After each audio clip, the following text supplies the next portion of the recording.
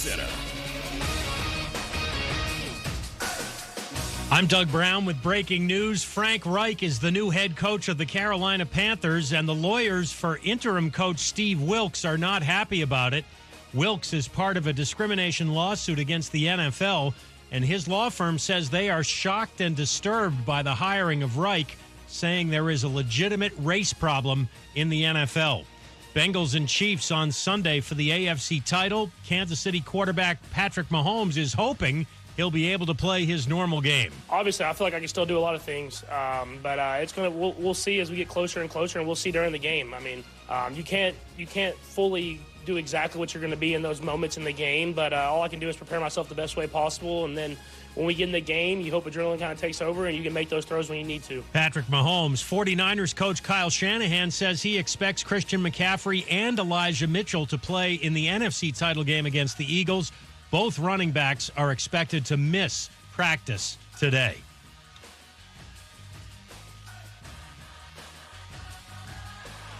When you're trying to find quality candidates, all the searching, screening, and interviewing can become a job itself. You need Indeed, the all-in-one platform that makes it easy to interview, screen, and hire quality people. Visit Indeed.com/credit. Matt Moscona. I'm very important. After further review. Say it one more time. After further review with Matt Moscona. And here we go. ESPN Baton Rouge, New Orleans, Alexandria. Live from the Mercedes-Benz of Baton Rouge studios. That's right.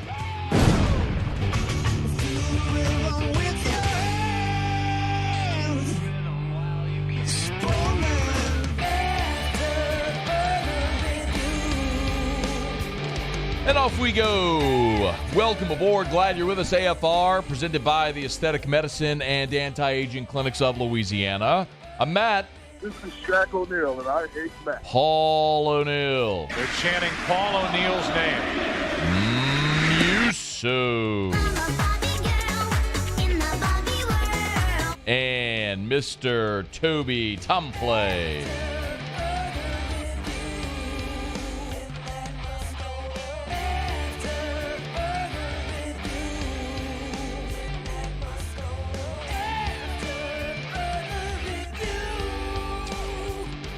All right, we're here. Glad you are as well. Get out there and make it a good one. A lot to get to today.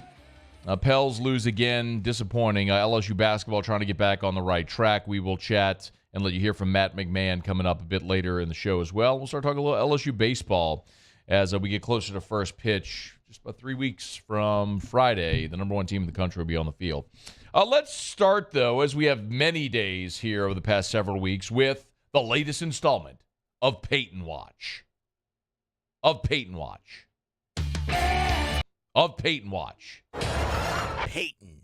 Damn it, Muse. Payton Watch. Come on. Payton Watch. So we know that there were 5 vacant head coaching jobs in the NFL.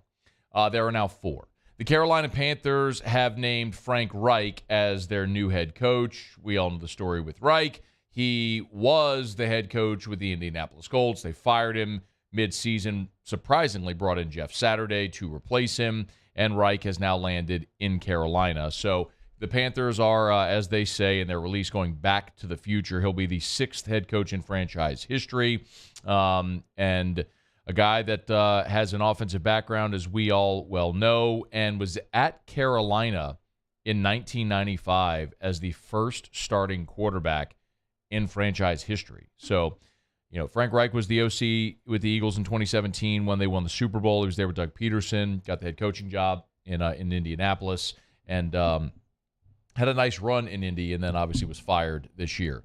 The reason this is relevant is that's one fewer opening for Sean Payton.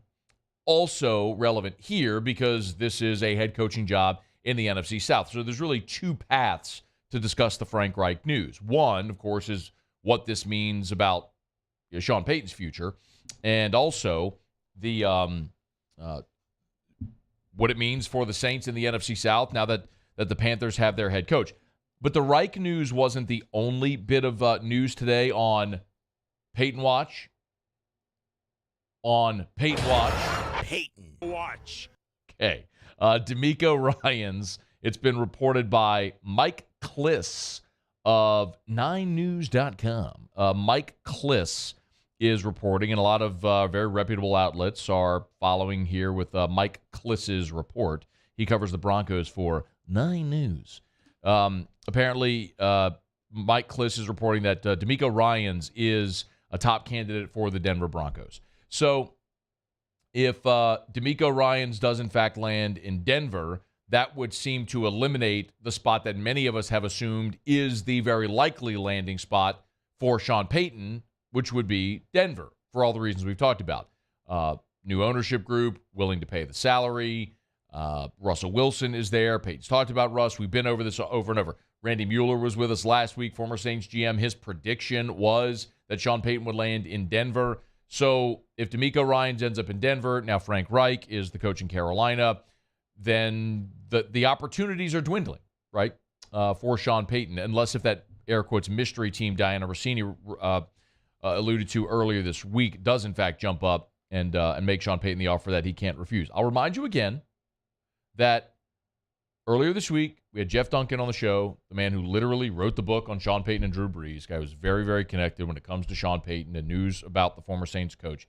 And Jeff Duncan, in no uncertain terms, said what he thought all along was going to happen here.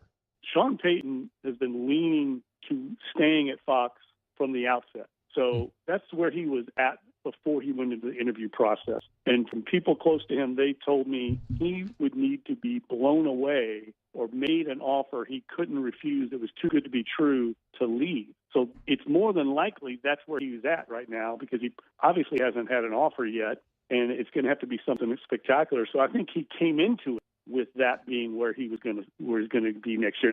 Okay. So,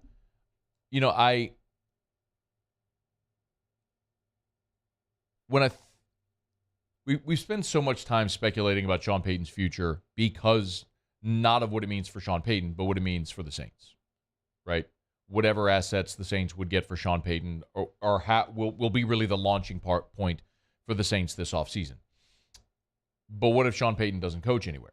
Well, that complicates this offseason for New Orleans tremendously as you go into a very pivotal offseason with fewer assets than you thought that you would have. The other part of it, which I sincerely hope it doesn't come to this, because I want my team to win. I know there's a lot of fans that don't like Dennis Allen. You've arrived at the same conclusion I have, which is that it's not going to work with Dennis Allen. And I'm not moving off of that. At this point, Dennis Allen is going to have to prove me and many of you wrong. Not that he's out there to prove us wrong, but like for those of us that do not believe Dennis Allen will ever be a successful head coach, he is going to have to win to disprove that theory, because we have enough evidence right now to suggest he won't be a good head coach, because he hasn't been. So I would love for the Saints to win. Don't misunderstand me. I want the Saints to win. But if things go south again next season and Sean Payton does return to Fox, and if things go south in New Orleans, then the scenario that some people have suggested this year, and why not just rehire Sean Payton, could present itself next year. Because remember, the Saints have Sean Payton under contract for 2 more years, 2023 and 2024. So theoretically, there could be a scenario if Sean Payton returns to Fox this year and then wants to return in 2024, if the Saints have another sub-500 season where they miss the playoffs again, 3 straight years, it's not out of the realm of possibility that they could move on from Dennis Allen and bring back Sean Payton for another go. At least I would like to think that would be part of the conversation and consideration around New Orleans. My preference would be for Sean Payton to go coach somewhere else this year, the Saints to get a really nice ransom for him and flip that into assets so the team can start winning again. That would be my preference. I don't want to go through another crappy year of sub-500 football. I don't want to go another year without seeing the Saints in the playoffs. I want to see this thing starting to trend in the right direction. I'm not sure I believe it'll happen with Dennis Allen, and certainly not with Dennis Allen and not having potential assets for Sean Payton. So, again, Carolina's hired their coach. It's Frank Reich. Reports out there that D'Amico Ryans is the top candidate for the Denver Broncos. the opportunities for Sean Payton are lessening at this point. And we'll see if, in fact, there is a spot where he will land here in this offseason as we continue on Payton Watch. Payton Watch. Okay. It's after further review. We're glad to have you aboard with us here. We are going to go up to Charlotte at the top of hour number 2. Our buddy Julian Council is going to join us. Looking forward to that. We'll kind of get some perspective on Frank Reich and what it means for Carolina. It's a relevant story here because the Saints play Carolina twice a year. They're in the division. So, I look at Frank Reich as, you can go one of two ways. You go with the retread coach or you give someone their first shot. You could say you'd rather make that first-time hire. Look at Denver. Denver has made 3 consecutive hires that are first-time head coaches, and they've all flamed out, including Nathaniel Hackett this year. They're leaning toward DeMeco Ryans. He would be another first-time head coach. The flip side of it is I could look at the 4 coaches in this weekend's championship games. Kyle Shanahan was a first-time head coach in San Francisco. Sirianni's a first-time head coach in Philly. Zach Taylor, of course, is a first-time head coach in Cincinnati. And then there's Andy Reid, who was a retread, but 3 of the 4 were first-time head coaches with the job they currently have. So I think so often we get sideways with trying to find that perfect hire. I think more so than finding the perfect hire, it's recognizing when the hire has gone bad and being willing to make a change. And I know all the stories about, well, John Wooden would have been fired at UCLA and Mike Krzyzewski would have been fired at Duke and all that stuff. I don't care. It's a different era. I am perfectly okay with firing quickly if it means moving on from something you know won't work. And the Broncos are willing to do that.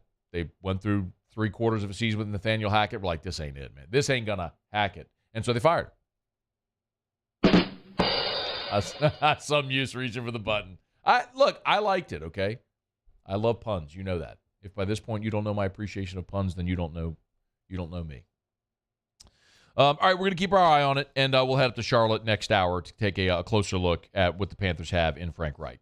A little more than an hour from right now, we will head to New York and visit with our buddy Paul Nolan. How about Paul Nolan last week? The free play he gave out here on the show was the under in the Niners-Cowboys game, and that did, in fact, hit with ease, so cash that ticket. Paul Nolan's been on fire. He's had a great NFL season. We'll see what he has for us on championship weekend. So Paul Nolan coming up in hour number 2. Let me knock out a quick break. We'll continue. LSU just threw an extra milli at Brian Kelly for no good reason. We'll talk about that next. It's AFR. AFR. Get Gordon and get it done. Gordon McKernan Injury Attorneys. If you've been injured and it's not your fault, Gordon McKernan and his team of attorneys have been helping injured people in Louisiana for more than 30 years. Get the compensation that you deserve. Get Gordon and get it done. But Gordon also is helping you win money. You've heard the Get Gordon jingle, of course. Yeah. Don't it make you want to move a little bit? Look at Muse. It makes him want to move a little bit. All you got to do, post a video of yourself dancing to the Get Gordon jingle, and you could win $2,500. $2,500. Go to any of the socials at Get Gordon, and you can see all the, of course, it's a law firm. There have to be legalities and all that sort of stuff. But to get the official rules and how to enter and all that stuff, go to any of the social media accounts at Get Gordon. Learn how you can win $2,500 for dancing to the Get Gordon jingle. If you've been injured, you know what to do. Get Gordon. Get it done.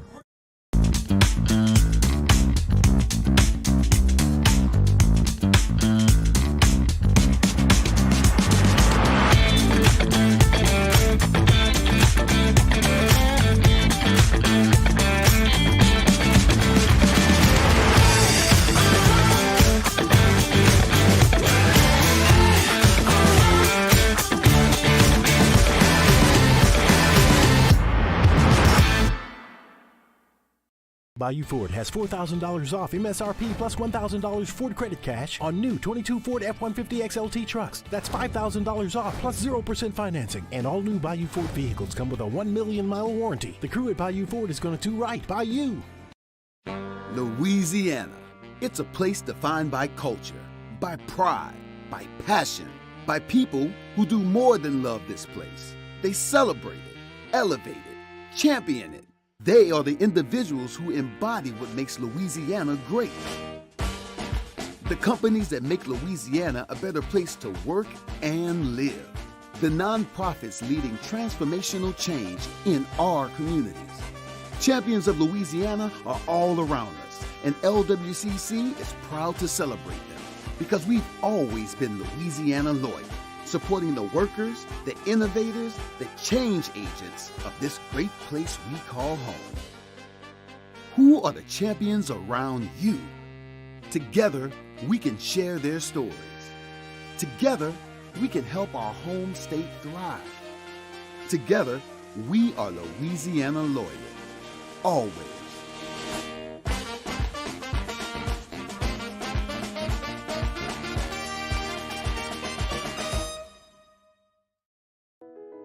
I've been doing business with Luba for 25 years. They're dependable, trustworthy. It's just the attention to detail with our clients. Our folks have years and years of experience. They're highly trained professionals, but many companies have that asset.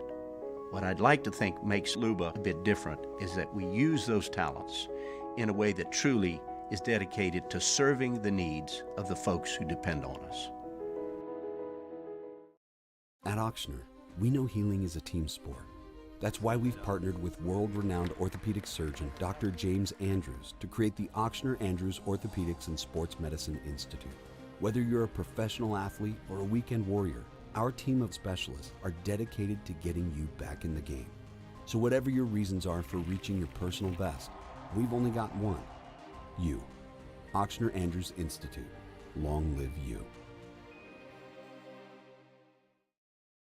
Start your day with news and newsmakers. Start your day.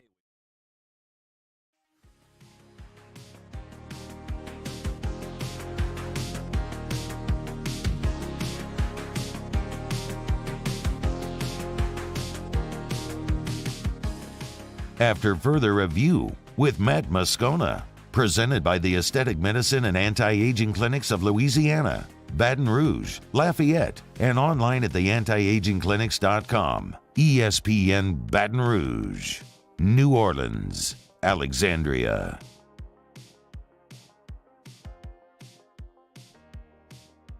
All right, we're glad you're with us here.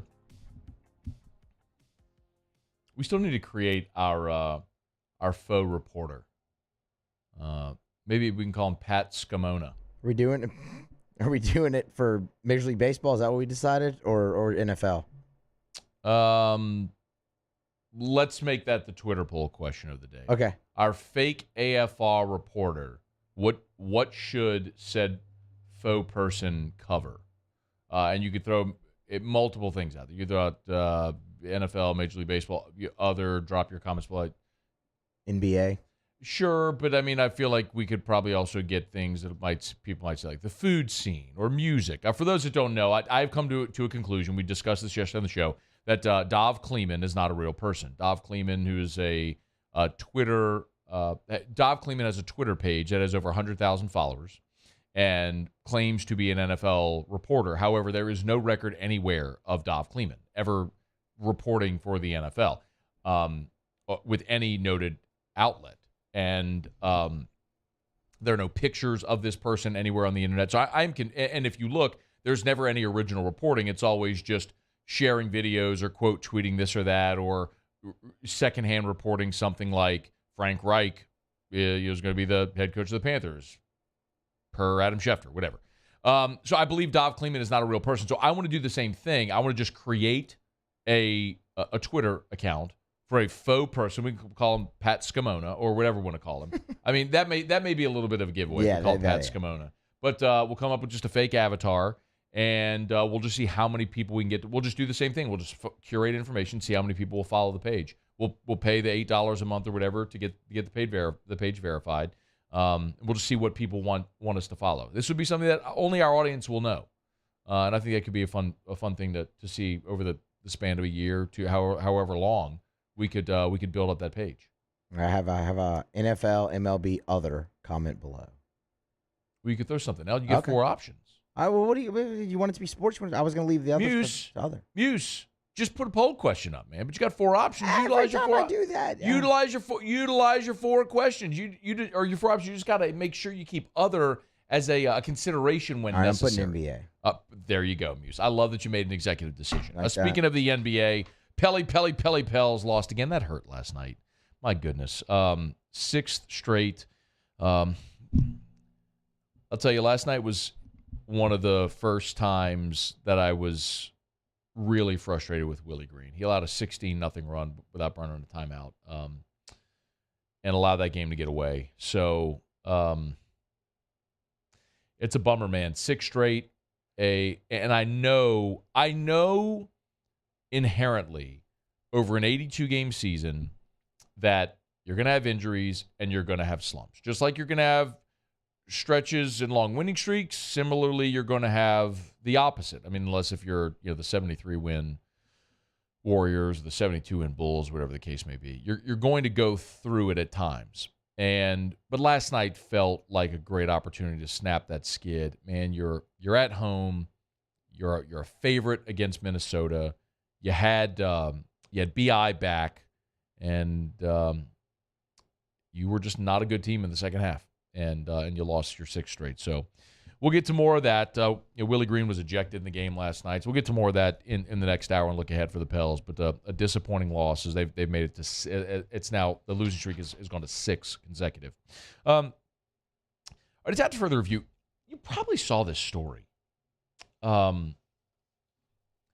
So I think Reddit. There was a Reddit feed which first found this. Correct me if I'm wrong, but I'm pretty sure this was a Reddit feed that first had the info. But LSU mistakenly overpaid Brian Kelly by $1 million during his first year in Baton Rouge. Apparently, they were making duplicate payments to both Brian Kelly and his LLC. So, I mean, look, there are a lot of ways that people use the tax code, especially people with wealth, use the tax code to their benefit. So if you have an LLC, you can write off things that you can't if it was just your income. So whatever. I have no problem with a coach setting up an LLC and getting paid as such, but LSU is paying both Brian Kelly and his LLC, so they were making duplicate payments. And he ended up being overpaid by $1,001,368. The double payments began in May and continued until November when LSU officials discovered the error. As a matter of fact, we actually have a recording of when Scott Woodward was told by one of these LSU officials that they had actually overpaid Brian Kelly by $1 million. This is how it sounded. Some major glitch in accounting, a lot of money missing. I know it sounds a lot like the scene in Office Space where they realized that money was missing, but that's not what it was. It was actually a lackey telling Brian Kelly that they'd overpaid, or telling Scott Woodward they'd overpaid Brian Kelly by $1 million. Just one more time, Yusuf, if we could. Some major glitch in accounting, a lot of money missing. That sounds similar, eerily similar. Yeah, I can see why you would make that mistake. Yeah, but that's not a mistake. No. We have microphones set up all over football ops that they don't know about. We infiltrated football ops, set up cameras, microphones, everything. Years ago. It's been a long time. It was when they did the renovation. Mm-hmm. We had our AFR crews disguised as the renovation crews, and when they were in there, they were actually planting microphones and cameras. So we know everything going on in that building at all times. That's how it sounded in the hallway. Again, listen to the echo. Listen to the echo. Some major glitch in accounting, a lot of money missing. It's in a hallway. It's how you know they weren't right on the microphone. Bingo. Right there. Exactly. Yeah. Off mic. Mm-hmm. Very astute point. Mm-hmm. How nice would it be that you're so wealthy you're unaware you've been overpaid by $1 million? That's the dream right there. I mean, look. And accidental payments of $1 million. I mean, that's a Louisiana thing. You just have to live here to understand. But, I mean, but listen. That's pretty good. But listen, it would be different if it was one payment, right? Like, it wasn't one payment that hit his bank account of $1 million. So, like, he might have noticed in that instance, right? But as hard as this is to imagine, but like if you're being paid, what was it again, from May to November? May to November, yeah. So roughly 7 months, call it. So over 7 months, you were overpaid $1 million. So, What would that roughly? What 120,000? I'm so bad. Y'all know I'm terrible at math. You have a calculator? Yeah. What would $1 million divided by 7? That would be the monthly payments that he was getting. What's $1 million divided by 7? It says 14,002. Oh, no, I'm sorry. Wait a minute. Oh, Muse. Well, it would be 100. It would be 140. Yeah, I think I fingered the. It would be 140K. Let's yes, just say there it is. It would be 140K. Okay, so he was getting extra 140K a month. Like, imagine if your wealth scale were a tenth of Brian Kelly's. That would be like getting an extra $1,400 a month, which you could understand how you might overlook that, right? If you're not paying like super close attention to your direct deposits. I mean, you may not even know what they're to be. So it's actually kind of believable that he wouldn't know. But can you imagine the sphincter check someone in accounting had when they realized they'd overpaid the guy by $1 million and they had to go rectify it? Because they'd have to go and say, what do you guys? Yeah, I was going to say, what do you think his reaction was? I don't think he cared. Like, I mean, I bet he tried to joke about it. Probably so. He was probably like, that's mine. Yeah. No overpayment. So you're telling me what I'm really worth? Is that what you're telling me? No, but I really don't. I could make something up, but I really don't think Brian Kelly would care. I mean, he's made a lot of money in his life, and if you're unaware that you've been overpaid by $1 million, because my guess is he just has that direct deposit set where he's got his account and then he's got his LLC, and he'll let his accountants take care of it at the end of the year with whatever write-offs they need. But it's still pretty incredible that you can be overpaid by him. First of all, that error could happen. That not only that the error could happen, but that the error could happen for 7 months. Yeah. 7 months you're issuing dual payments to somebody. I don't do math. I don't do numbers. All that hurts my head. But congrats to Brian Kelly on your extreme wealth and all of your success. No judgment whatsoever here. Nothing but total and utter respect. And he's worth every freaking dollar. You want to overpay him by $1 million? Do it. The amount of money LSU made this year as a result of the season that football team had, he's worth every penny. All right, it's after further review. Matt McMahon met with the media today. I want to get into some of that here in just a quick second. We're brought to you by the Williamson Eye Center. Honest to goodness, true story. I was up in, Jesse Mapes, our director of sales, I was in Jesse's office earlier today, and our ops manager, Chris Elliott, walked in, and they started a little kerfuffle, friendly, but over these monitors, right? These dual monitor, like computer monitors that are these huge, wide, curved monitors, and they were going to go to Jesse's office, and Chris just commandeered them, and so they were having a kerfuffle, and he said, well, no, look, I can actually see because the monitor's so big. I said, I have an idea. Call the Williamson Eye Center. Go get your eyes fixed, man. Like, if you need to have an enormous monitor just so you can see the monitor in front of your face, don't live that life. But so think about how that might be relatable to you. So many of us have bad eyesight, and we just find ways to live with it and to deal with it. I'm telling you, it ain't worth it. I lived that life for so long until I met Dr. Blake Williamson. I did what I tell you every day. I had that consultation with Dr. Blake. He explained me my options, explained why LASIK was perfect for me. Did it 5 years ago, and my goodness, I am thrilled with the results. To wake up every morning and just see is incredible. To never have to worry about how close you are to a monitor, or can you see a street sign, or when you travel, do you have to pack your contacts? It's incredibly freeing. Give yourself the gift of sight. The Williamson Eye Center, 924-2020, 924-2020, or williamsoneye.com. That's Williamson, EYE.com. Matt McMahon made an announcement today. The good news is that they are getting some reinforcements. Justice Hill, who'd been away with the team, apparently that little hiatus is over. I would expect Justice Hill will be in uniform Saturday. He will rejoin the team for practice today. What that role is going forward will be determined, but he will be back with the team in practice this afternoon. Matt McMahon also said he was asked about playing Texas Tech and the opportunity to step out of conference play. And this really does come at such a needed time. Here was McMahon on playing Texas Tech. I think just for us as a team, it's a great opportunity to reset here. I think we know some of the reasons for our struggles, and everyone's committed to finding a way to get better in those areas, to give ourselves a better chance to be in games and to win games. And so regardless of opponent, there are areas I really want to see us take huge steps forward, and not only on the game floor but in practice this week, and we're going to stay committed to doing those things. Texas Tech, if you're not familiar, they're 10-10 overall. They're winless in the Big 12. Now, in fairness, the Big 12 is the best league in college basketball this year by a wide stretch. And they are 0-8 in conference play. They lost to TCU, Kansas, Oklahoma, who's not very good, Iowa State, Texas, Baylor, Kansas State, and then West Virginia. It's very similar to LSU's stretch because of their 8 conference games.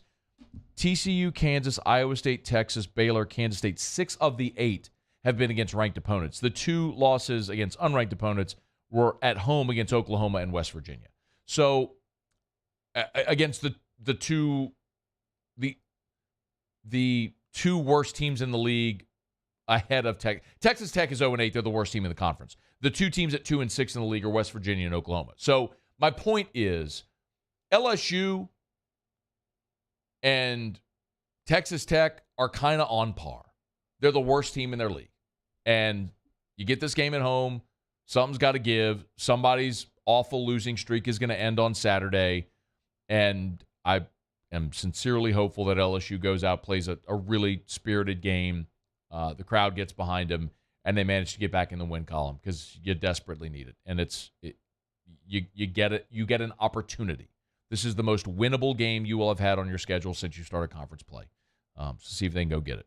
All right, it's after further review. We'll knock out a quick break, come back. We'll go around the SEC. We'll catch up on the basketball scores from around the conference last night, including the end of an NCAA leading streak, which happened last night in conference play. We'll get to that when we continue on AFR. AFR. So I have been telling you all this week about the Renaissance Hotel, one of our great new partners here on After Further Review. What you may not know, you've probably been to an event in the Renaissance. They host so many events for groups from a dozen all the way up to 500. But what you may not know is about Tallulah, the restaurant there inside of the Renaissance. Don't think of this as a hotel restaurant. It ain't bar food. This is casual, upscale dining right there in Southtown, right there off of Bluebonnet in the Renaissance Hotel. And I'm here to tell you all, I went last week and sampled a ton of the fare. It is magnificent. I mean, Chef Jason Hebert, who's from Baton Rouge, who trained from Maine to San Francisco, literally, and points in between, has brought an exquisite culinary experience to Baton Rouge, perfect for that business lunch or an elegant date night. It's Tallulah Restaurant inside of the Renaissance. Gulf Coast Bank and Trust is giving our customers the power to bank anywhere, anytime during this challenging event. And we're right there with you. Our mobile banking app is a smart way to manage your money and time. Gulf Coast Bank and Trust, the bank that cares about you. All right, let's say ah. Where'd my spotlight go? Super weird, but we can take care of it. Get in and get better at Patient Plus. There it is, the extra mile, on the border of expected and extraordinary for those willing to go further, like vans customized for work or play, with safety and tech to keep you connected, supported by a 5-star sales, service, and finance team, and backed by the 1-star you know. So go the extra mile. It's never crowded, because so few have what it takes to go there. Mercedes-Benz Vans. Time doesn't stop, and the world keeps spinning.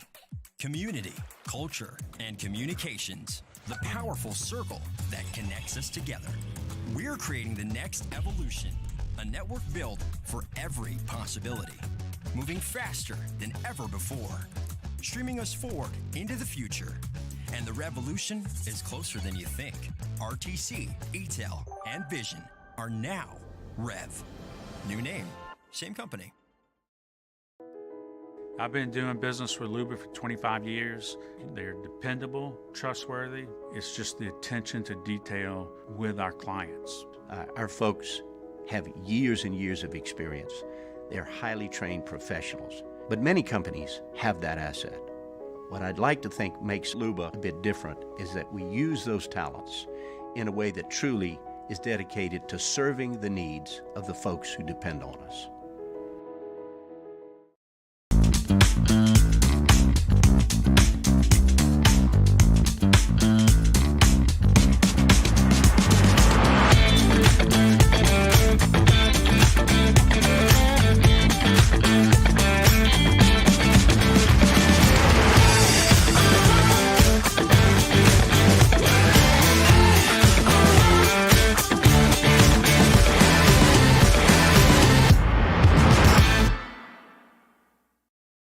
Auctioner, we know healing is a team sport. That's why we've partnered with world-renowned orthopedic surgeon Dr. James Andrews to create the Auctioner Andrews Orthopedics and Sports Medicine Institute. Whether you're a professional athlete or a weekend warrior, our team of specialists are dedicated to getting you back in the game. So whatever your reasons are for reaching your personal best, we've only got one: you. Auctioner.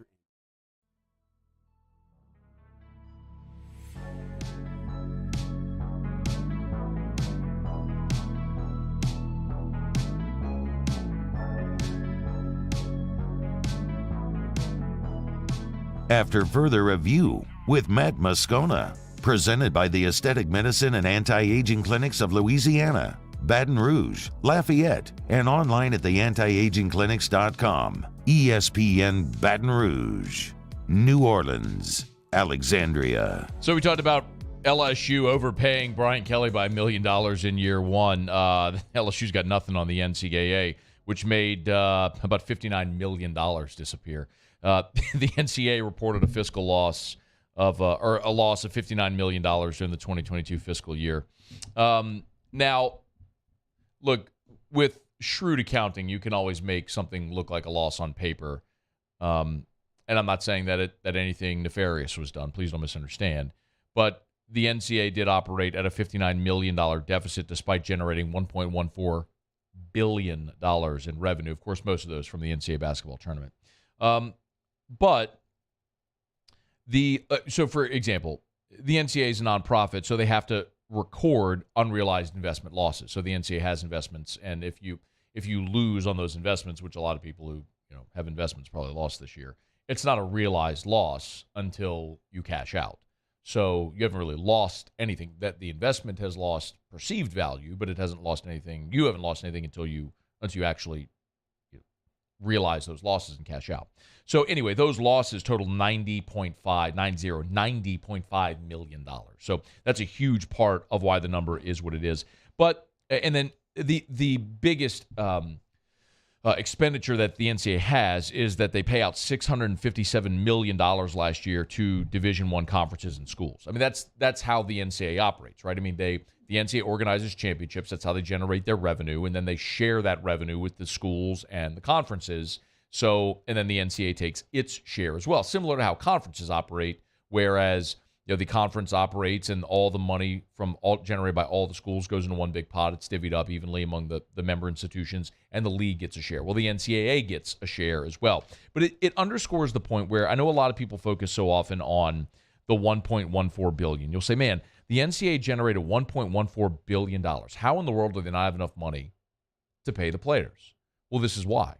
Because after that pie gets sliced up so many ways, you don't have enough money to pay evenly, and this is the important part to remember, to pay evenly the Division II lacrosse player as what you're paying Quinn Ewers or Bryce Young. I mean, you're talking about Title IX. Whatever you pay to men's sports, you have to pay evenly to women's sports. So there's just, y'all have seen that commercial. There's over 400,000 NCAA student athletes, and 90% of us or whatever will be going pro in something other than sports. How do you divvy up that number evenly among 500,000 student athletes and make it relevant? You can't, which is why NIL is the opportunity for student athletes to get paid, and it's why, look, it's the catch-22. You want to keep growing college sports, which you have, and keep making it this giant revenue-generating business, but every time you do that, and that pie keeps growing and growing and growing, and you're not turning around and paying your labor, the more that pie has grown, the more the labor has become unsteady and restless, and why we are where we are in college sports. So you can hate NIL, but I'm going to point it out again. Everybody has gotten rich except the players. And you can sit here and talk all you want about a scholarship, but I'm here to tell you the value Joe Burrow had to LSU or Bryce Young had to Alabama, or name your student athlete to their respective school, far outweighs whatever they're going to get in a degree. All right, it's after further review. We'll go around the SEC in just a quick second. Remind about Relief Windows and reliefwindows.com. I'm telling you, if you're at your home today, you're standing by that window and you feel that draft, that's a great indicator that it's time to call Relief Windows. energy-efficient replacement windows. These are the Energy Star products. They measure twice, install once, custom windows specifically for your home to eliminate those costly air leaks. Keep the cold air out, the warm air from your heater in, make your home more energy efficient, lower your home's energy costs, increase your home's resale value, beautify the exterior. It's Relief Windows. Windows, doors, siding, Relief Windows, and reliefwindows.com. Okay, do it every day about this time. Let's go around the SEC. Around the SEC, presented by Gulf Coast Office Products, excellence in imaging solutions. The Georgia Bulldogs. A Stetson Bennett reportedly has declined the opportunity to compete at the Senior Bowl next week in Mobile. A widely projected to be anywhere from a fifth-round pick to a free agent, Bennett stood to make a strong impression, but says he's going to pass on the opportunity. Mel Kiper did surprise some on Wednesday when he said Bennett would be a third-round pick. The Kentucky Wildcats. Offensive tackle Hayes Johnson has committed to Kentucky, picking the Wildcats over Baylor, Tennessee, Louisville, and Michigan State. 6'5", 295. He's the number one player in the state of Kentucky and says he's staying home. He's the first commit for Mark Stoops and staff for 2024.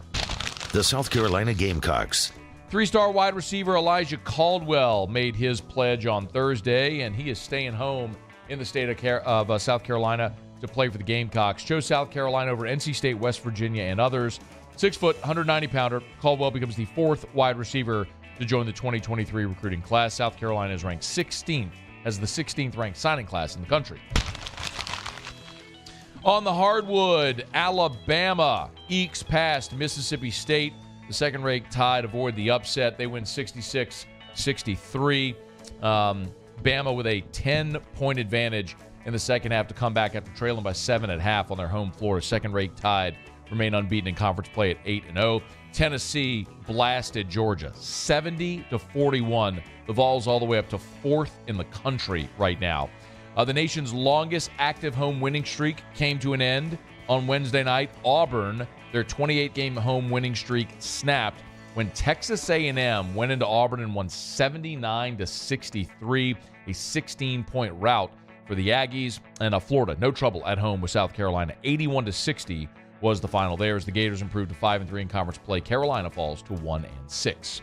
There you have it. That is Around the SEC presented by Gulf Coast Office Products. Shout out to our guy Trey Beal and our friends at Gulf Coast Office Products. They're online at gcopnet.com, gcopnet.com for Gulf Coast Office Products. For a list of all of the products that they offer for their offices and locations, their community impact, you can find it all at gcopnet.com. That's gcopnet.com for Gulf Coast Office Products. Multifunctional printers, interactive whiteboards, cut sheet printers, other software, wide format printers. They got you covered at Gulf Coast Office Products. gcopnet.com. All right, it is after further review. How do y'all feel about Stetson Bennett not participating in the Senior Bowl? I mean, I'm just going to, you know me, I'm going to take this opportunity to crap on the kid. What do you think, Muse? I'm actually surprised. I really am surprised that he's not. I'm not. He's an a-hole. I know, but doesn't this play into the narrative we've been talking about? Sure, but I mean, the guy, I would imagine, does have aspirations to play in the NFL. Why would you not take an opportunity to further showcase? So I am surprised. I thought he would do that. Exactly. But he's him. Okay, I mean, yeah, that's fair. I mean, even so, I think the other part of this is he had a very public spat with their OC, Todd Monken. Like, it was very known in Georgia circles that he and Monken feuded. They butted heads a lot. Okay, well, this is not only an opportunity to go show off the ability, but the intangibles, and to show that in a week's time you can learn an NFL offense. Like, all of those things that would be very functional for the next level. Like, if you're Stetson Bennett and you're sitting there going, I got my body of work, I'm good. I don't want that guy. Like, that's a huge, if I'm a GM, I have a huge question about this guy because I saw him win, right? Yeah. I saw him lead his team to 2 championships. But there's also legitimate questions to say, all right, well, the things that people like me have raised, right? Not just me, you know, that. But I'm in that number, right? Undersized, just had a great team. Like, we all saw like the meme everybody's doing, like, about he threw the wide open touchdown to Lad McConkey. Did you show it to me? Yeah. Anyone showed it to me? He's like, how many NFL quarterbacks can make this throw? I mean, that's a question everybody's gonna have. Go spend a week with an NFL staff. What are you doing? I like I said, I agree. But that's why I am surprised. Like, I thought even, him being him, like you say, he's him. Put that aside and go take the opportunity someone's giving you. He's an a-hole. He is what the perception of him is. And it's unfortunate because he would be a great story. We all know the story. Walked on to Georgia, left for JUCO, came back, wrestled the job away a couple of years in a row, won a net, all that stuff. Like, it would be a great story, except he is so damn unlikable. And I'm not rooting for him. I don't want good things for him at the next level. I want him to go undrafted, go to a training camp, get split in half, and never play football again. What was the movie? Not Another Teen movie. When the guy literally gets split in half. When the kid, the water boy receiver, whatever, the nerdy kid, he literally gets split in half. Okay, I don't want that because I don't want Stetson Bennett to die. Don't misunderstand me. I'm just he's not a guy I'm cheering for at the next level. I think I would not want the Saints to draft him. I'll put you that. I would not want him to be a member of the New Orleans Saints. I would not want that guy in the locker room. And I talk about there's guys who, and there's a difference. I think there are. I say this about C.D. Deuce. He's the guy, and you know who I'm talking about. Like, there are guys who, when you play against them, you just freaking hate them, but you love them when they're on your team. Jose Alvarado is one of those. About to say. He's one of those, right? C.D. Deuce was one of those. Hated him at Florida.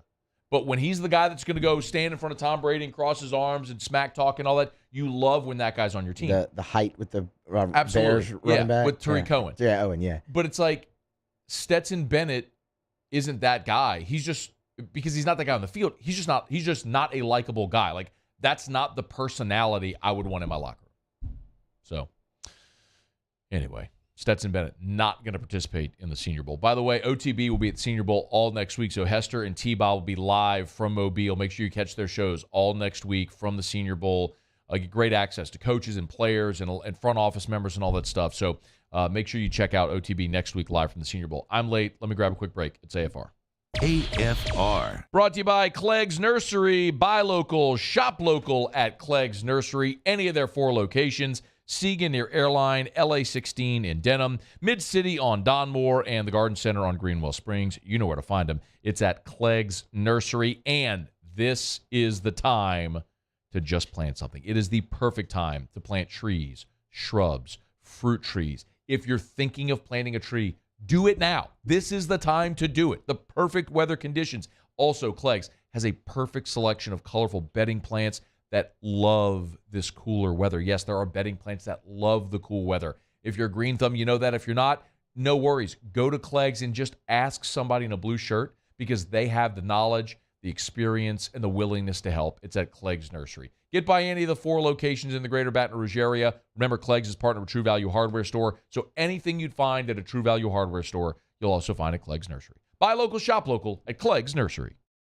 Bayou Chrysler Dodge Jeep Ram has $8,500 off new 2022 Ram 1500s. New 2022 Ram 1500 trucks on our lot now with $8,500 off MSRP. All new Bayou vehicles come with a 1 million mile warranty. If you need sales or service, the crew at Bayou is going to do right by you. I'm Chris Nakamoto, and here's what I'm working on for my stories on WBRZ Channel 2 tonight. Retired under a cloud of controversy and rehired, making more per hour. That's exactly what happened at the Department of Children and Family Services. Employees and lawmakers question the decision and why it was made, as the agency has made several decisions that their workers are calling tone deaf since leadership changes were made. Why employees say this is an outrage. I'm Chris Nakamoto from WBRZ. Watch more tonight on WBRZ Channel 2.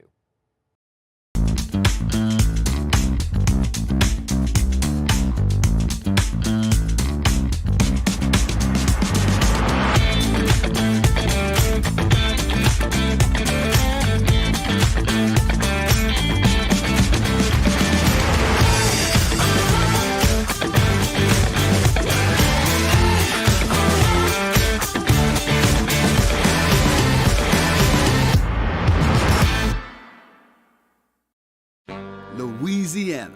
It's a place defined by culture, by pride, by passion, by people who do more than love this place. They celebrate it, elevate it, champion it.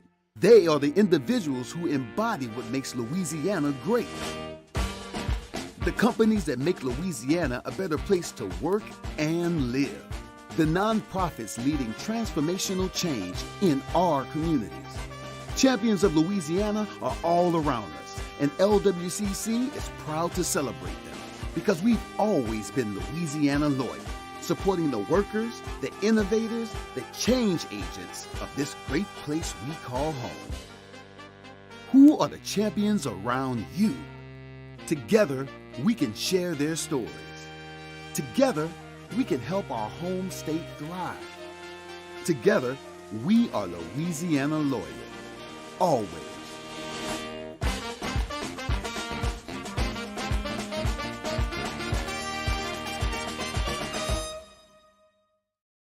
Time doesn't stop, and the world keeps spinning. Community, culture, and communications, the powerful circle that connects us together. We're creating the next evolution, a network built for every possibility, moving faster than ever before, streaming us forward into the future. And the revolution is closer than you think. RTC, ETEL, and Vision are now Rev. New name, same company.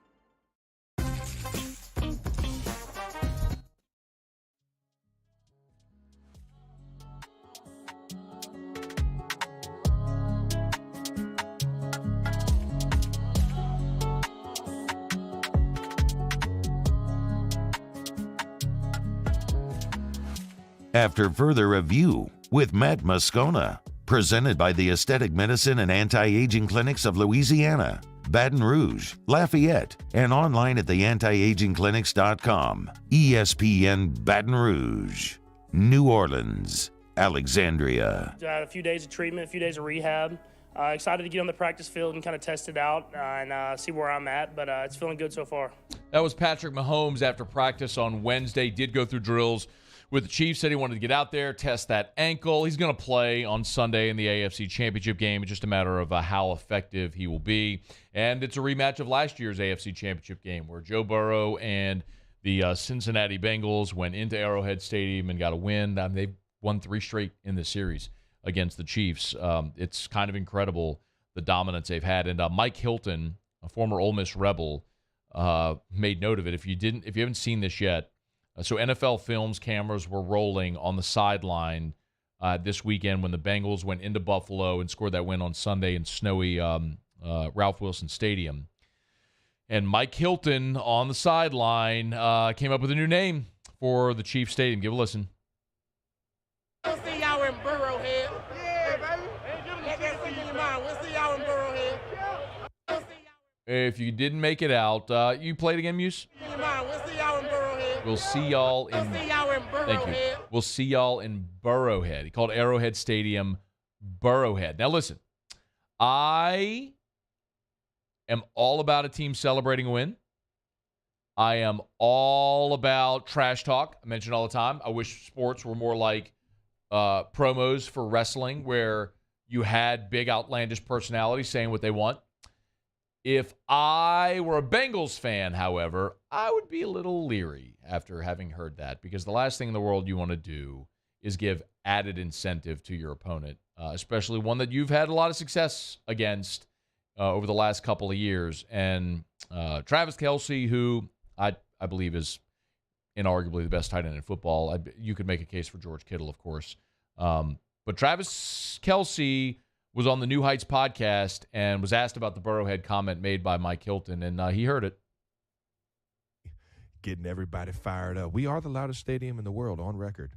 142 decibels. Did you guys break the record this week? I don't know. Maybe we're going to have to break it this week because a lot of Cincinnati Bengals fans are calling it Burrowhead instead of Arrowhead. Burrowhead. Whoa. Yeah. The disrespect to Arrowhead continues. They're throwing a lot of bulletin board material out there, Ron. Throwing a lot of bulletin board material out there. So coaches and athletes love to say how they don't pay attention to the media ever. And this isn't necessarily media, but or noise, just whatever you want to say, until they pay attention to the media and use it to their advantage. It's very hard for me to, last Friday when we made picks, I think, Terrio was here. I think we all picked Cincinnati. Paul had Buffalo, which I think was the prudent pick, by the way. But all of us had Cincinnati. But my pick of Cincinnati was a bet on Burrow. That really was it. I mean, other than Burrow, I would have gone with Buffalo. And I'd certainly feel the same way, especially with an injured Patrick Mahomes. But at some point in the NFL, streaks end. There are advantages that some teams just have over another. And this line has swung from side to side. It's back to Kansas City 1.5, but it was Kansas City 1. It went to Cincinnati. Now it's back to Kansas City 1.5. So it's been moving around a bit. I just would hesitate to give a team a little added incentive, but they'll tee it up and kick it off Sunday at 5:30 at Burrowhead. Hour 2 next. AFR. As we put a button here on hour number 1, let me remind you about the Aesthetic Medicine and Anti-Aging Clinics of Louisiana. Bluebonnet in Baton Rouge, Ambassador Caffrey in Lafayette, and online at theantiagingclinics.com, theantiagingclinics.com. Title sponsor of our Thursday shows all throughout the year. So grateful for our friends at the Aesthetic Medicine and Anti-Aging Clinics of Louisiana, especially not only because they've been great partners of ours, but the work that they do is incredible. The work that they do allows people to look and feel better every single day. It's there at the Aesthetic Medicine and Anti-Aging Clinics of Louisiana. Hormone replacement therapy is at the core of what they do. Simple blood tests can let you know if you're a candidate for HRT. But their free consultations allow you so many other options to feel like your younger self as well. Botox, body contouring, both surgical and non-surgical, fillers, lipo, HRT as we mentioned, and so much more. Learn more at theantiagingclinics.com. Again, online, theantiagingclinics.com. I've been doing business with Luba for 25 years. They're dependable, trustworthy. It's just the attention to detail with our clients.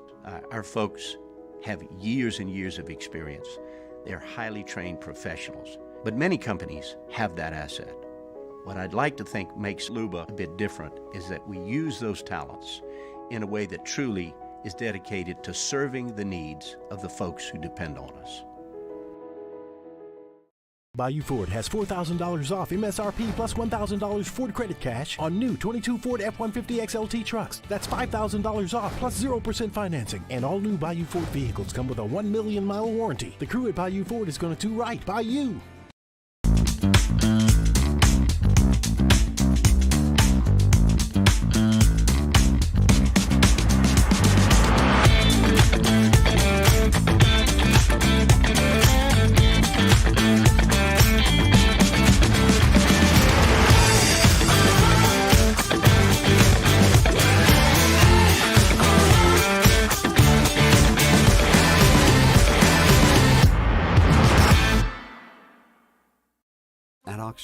We know healing is a team sport. That's why we've partnered with world-renowned orthopedic surgeon Dr. James Andrews to create the Ochsner-Andrews Orthopedics and Sports Medicine Institute.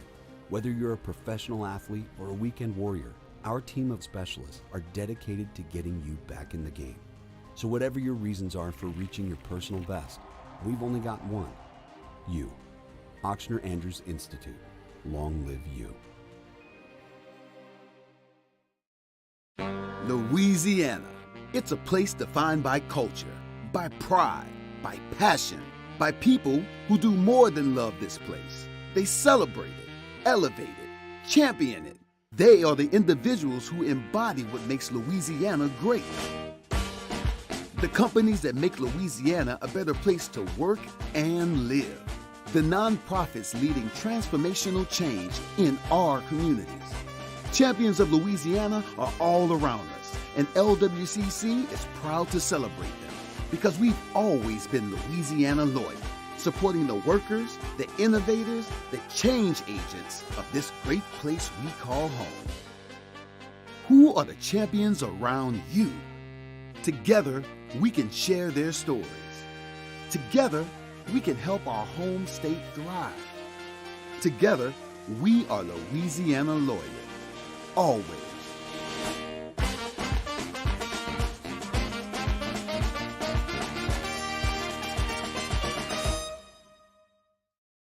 Moon Griffon is back. The voice of Louisiana politics makes his return to Baton Rouge.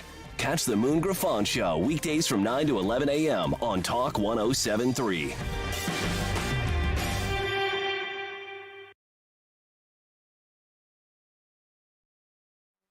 This is SportsCenter. I'm Doug Brown. The Carolina Panthers have a new head coach, Frank Reich, who was fired by the Colts after 4.5 seasons on the job. The Panthers have had 5 straight losing seasons. The conference championship game's now just 3 days away. In the NFC, the Eagles host the 49ers, who've won 12 games in a row. Philadelphia quarterback Jalen Hurts. They're really good all across the board, and it starts off with their front seven and then having a really good defensive back group. They fly to the ball. They're disruptive at every position. They're well coached. We have a task in front of us. Jalen Hurts. In the AFC game, it's the Chiefs and Bengals. Kansas City quarterback Patrick Mahomes says he's been moving better than he expected after his high right ankle sprain. Dana Brown is the new GM of the Houston Astros. For the past 4 years, he was the vice president of the Braves. He replaces James Click, who turned down a 1-year deal after the team won the World Series. Men's semifinals at the Australian Open. Coverage starts tonight at 10 Eastern on ESPN. Stefanos Tsitsipas against Karen Khachanov. Do you own or rent your home? Sure you do. Fortunately, Geico makes it easy to bundle your home and car insurance. It's a good thing, too, because having a home is hard work. Go to geico.com, get a quote, and see how much you could save. Geico.com. Easy. Matt Moscona. I'm very important. After further review. Say it one more time. After further review with Matt Moscona. And here we go. ESPN Baton Rouge, New Orleans, Alexandria. Live from the Mercedes-Benz of Baton Rouge studios. That's right.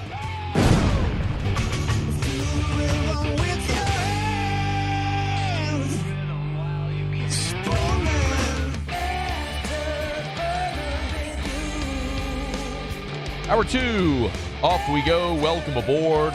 Glad you're with us, AFR, presented by the Aesthetic Medicine and Anti-Aging Clinics of Louisiana. I'm Matt. You're a loser, Matt! Shut up, kid. Paul O'Neill. They're chanting Paul O'Neill's name. Muso. And Mr. Toby Tomplay.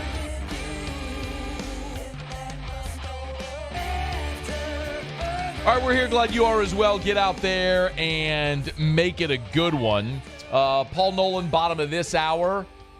Get Paul's picks on the AFC and NFC Championship games. We are continuing our Payton watch here in the days of these coaching searches. Payton watch. And of the 5 openings, there are now 4. Frank Reich has been named the head coach of the Carolina Panthers. Julian Council covers the Panthers, host of Locked On Panthers, also does work for WCNC there in Charlotte. It's good enough to join us for a couple of minutes. How are you, dude? Doing well, Matt. How are you? Well, doing really well. I know this has got to be a really busy day when the NFL team hires a head coach, so thank you for making time. First reaction to the hire.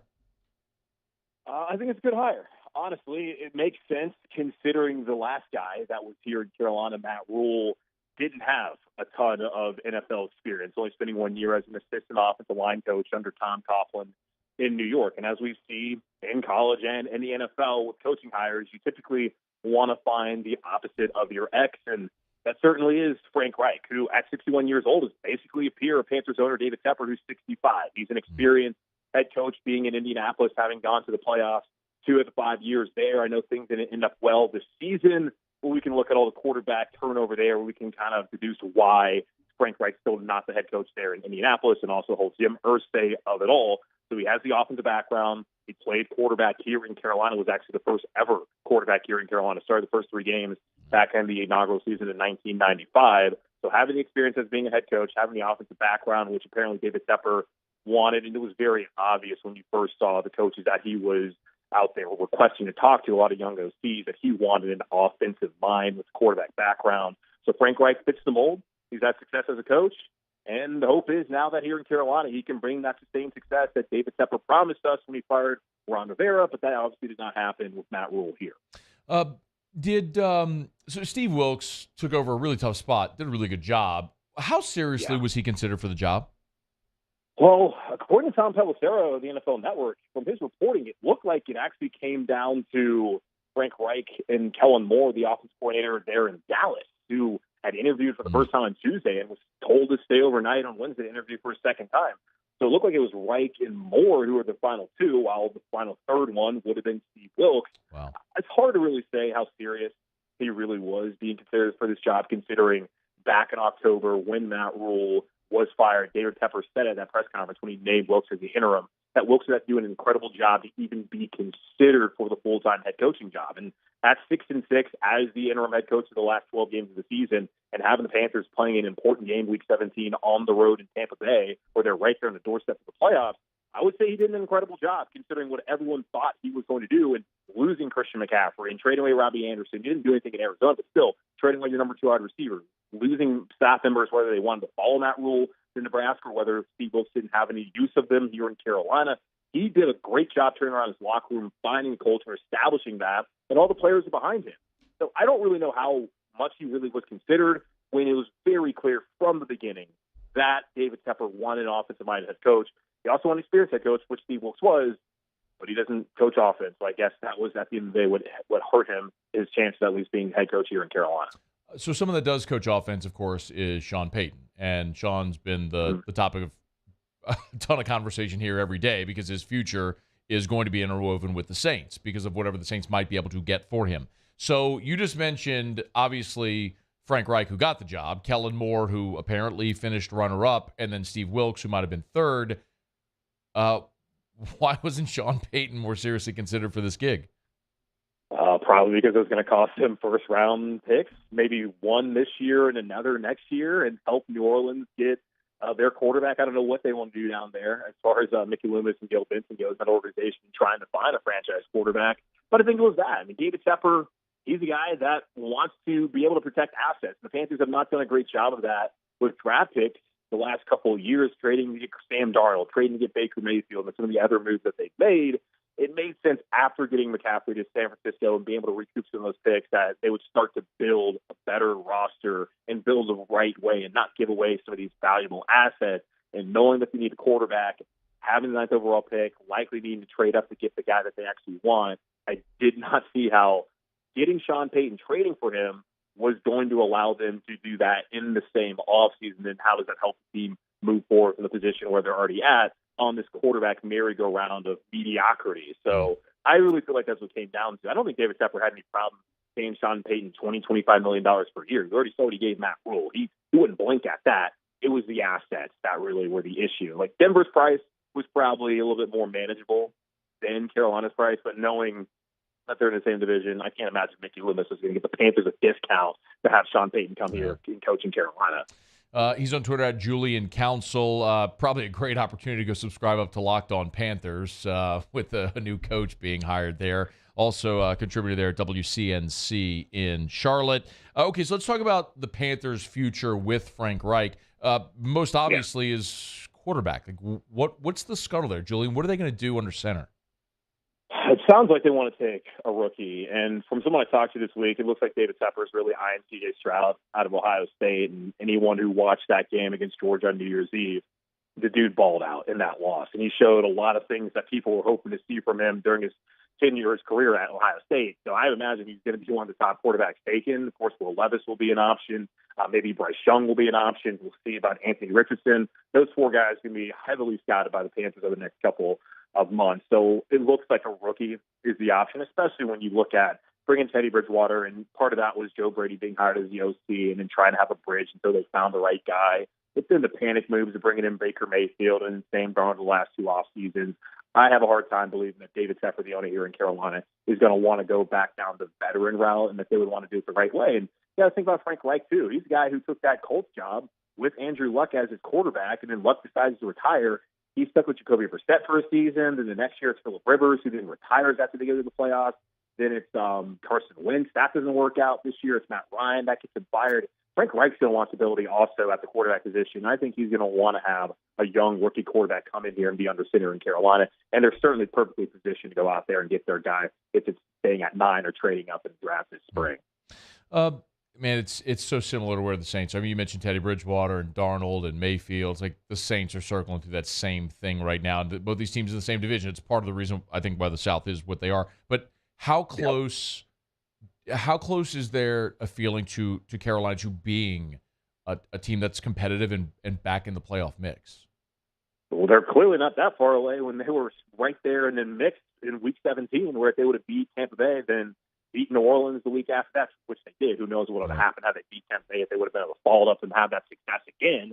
We already saw that they were in the thick of things with Wilkes taking over a team that was 1-4 after the first 5 weeks. So they're clearly not that far away. Now they're going to have to fill some holes on the roster. Like, they need another wide receiver. DJ Moore's the only guy in that offense that scares you. They don't have a single pass catching tight end under Matt Rule. They need to fix that. They haven't had one since really Greg Olsen was healthy back in like 2017 and 18. And he was banged up the last couple of years in Carolina. So they got to get that. They're going to have some issues on the offensive line with Austin Corbett tearing his ACL in that final game against New Orleans, and then Brady Christensen breaking his leg there too. So I'm sure they'll be able to figure that out. And then defensively, have a hard time seeing Shaq Thompson coming back now that Wilkes is gone. He's got a huge cap hit, so we got to add probably another corner. But that's things that every team has to do. Even the Chiefs, the Bills, all the Cincinnati, all the great teams in the league eventually have to figure out, okay, who can we keep, who can we maintain, how can we get better. But Carolina now with a coach who's shown that he can win in this league, and he had a winning record in Indianapolis. It's very odd that you see a guy in that short amount of time get fired and have a winning record. Now he comes here to a position where, hey, right quarterback comes in place. They could be a team that I think maybe wins the division next year, which I probably think what you need to do to be able to make the playoffs in the NFC South, considering how bad the division was this year. So I don't think they're very far at all. That was illustrated by Steve Wilkes' turnaround the final 12 weeks of the season. All right, he's on Twitter at Julian Council. Y'all give him a follow there. Subscribe up to Locked On Panthers. Great week to do that. And, of course, contributor at WCNC in Charlotte. Busy day, man. I know. I appreciate a couple of minutes. Thanks for squeezing us in. Yeah, anytime, Matt. Take care. Okay, be well. It's after further review, bottom of this hour. We'll chat with Paul Nolan, freewinners.net, get Paul's picks. So I did ask the question to Julian about how close the Panthers were. Clearly, they were close to the playoffs this year, but that has to come with a bit of an asterisk, right? Like, somebody was going to make the playoffs from a terrible division, but that's a very different conversation than how close are you to actually being a contender. Look at what happened to Tampa in the opening round. They won the division, they hosted a playoff game, and they got the crap kicked out of them by Dallas. So, sure, yes, Julian's not wrong in that instance. I mean, mathematically, the awful Saints were in it until week 17. So, I guess until through week 16. But I will be curious to see what happens in Carolina. They have the draft capital to presumably take their franchise quarterback. The Saints don't, and that's the big difference. The Saints, the Panthers have the 9th pick. The Saints would have had the 10th, but that's owned by Philadelphia now. So how does that all play out? The most interesting thing that he said to me anyway is that they love C.J. Stroud. The Panthers organization does. Well, you ain't getting C.J. Stroud at 9. I mean, weird things can happen in a draft, but suffice to say, if you want C.J. Stroud, you have to go up to get him. So could the Panthers be a team that maybe swap picks with the Bears? Are you willing to do that? But then again, they weren't willing to give up assets to bring in Sean Payton. So are you willing to do it for your quarterback? What's more likely to hit consistently? A quarterback in round 1 or a head coach that's won a Super Bowl and has a great track record of winning in that division? That's the weird sort of song and dance that these teams are going to have to do as they're weighing what assets they're willing. It's so interesting to me that teams are willing to give up assets for an unproven player, but they're hesitating to give up asset for a coach who's proven and would certainly outlast that player. Anyway. All right, it's after further review. We appreciate Julian Council for a couple of minutes here. We'll see how the rest of the NFL coaching carousel continues to spin. We're brought to you by HUDCO Roofing, HUDCOroofing.com. Do business with someone you know. That's us, HUDCO Roofing, HUDCOroofing.com. You can find us online at HUDCOroofing.com. And when you get there, it doesn't matter if you're in the 225, the 337, the 504, or the 318. Just call the number. You'll see the numbers at the top of the page. Just call the number for the office nearest you, whatever part of the state you're in. We will service any home, anywhere in the state of Louisiana.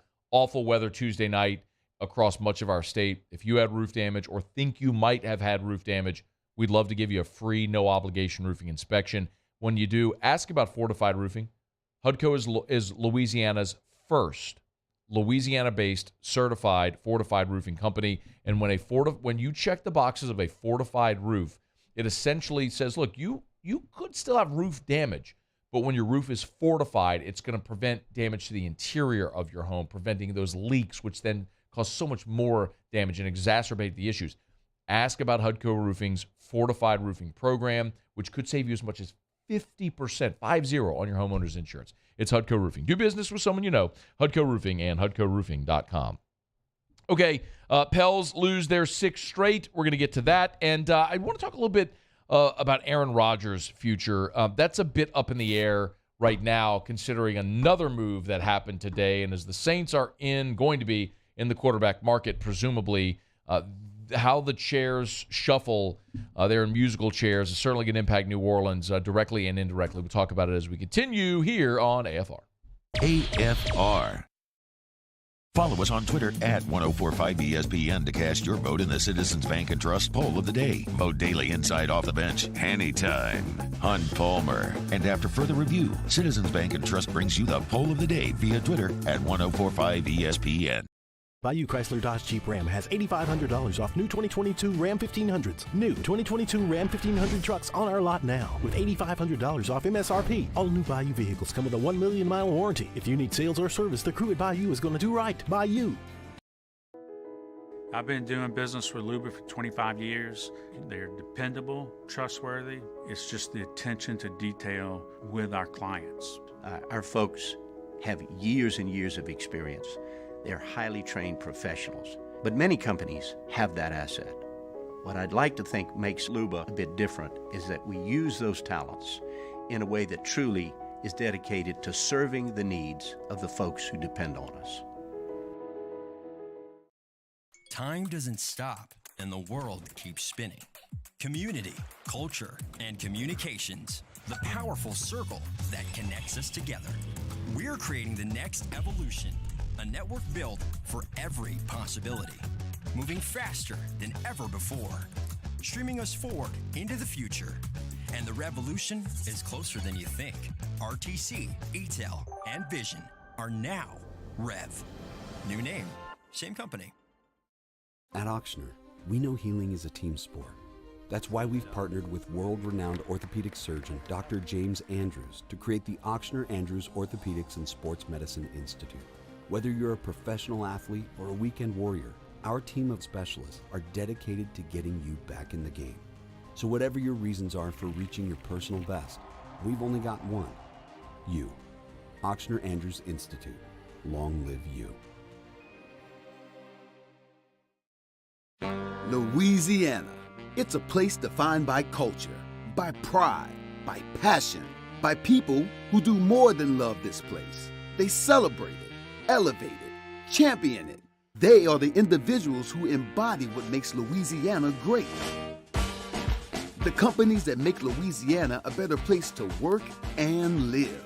The nonprofits leading transformational change in our communities. Champions of Louisiana are all around us, and LWCC is proud to celebrate them because we've always been Louisiana loyal, supporting the workers, the innovators, the change agents of this great place we call home. Who are the champions around you? Together, we can share their stories. Together, we can help our home state thrive. Together, we are Louisiana loyal. Always.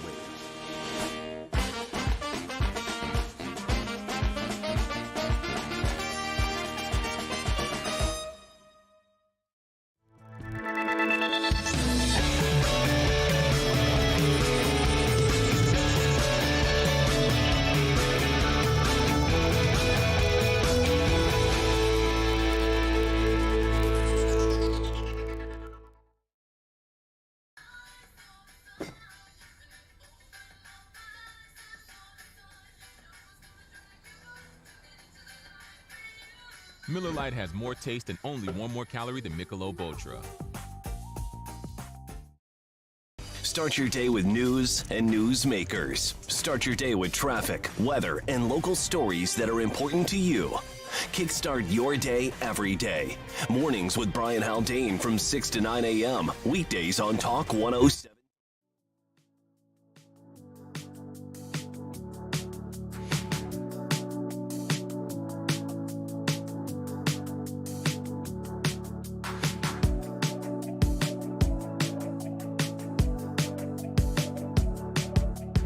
After further review with Matt Moscona, presented by the Aesthetic Medicine and Anti-Aging Clinics of Louisiana, Baton Rouge, Lafayette, and online at theantiagingclinics.com. ESPN Baton Rouge, New Orleans, Alexandria. I disagreed with the foul and the technical that Jose got, and I kind of voiced he did. my displeasure with it, He did. Pretty animated about how I felt about it. Yeah.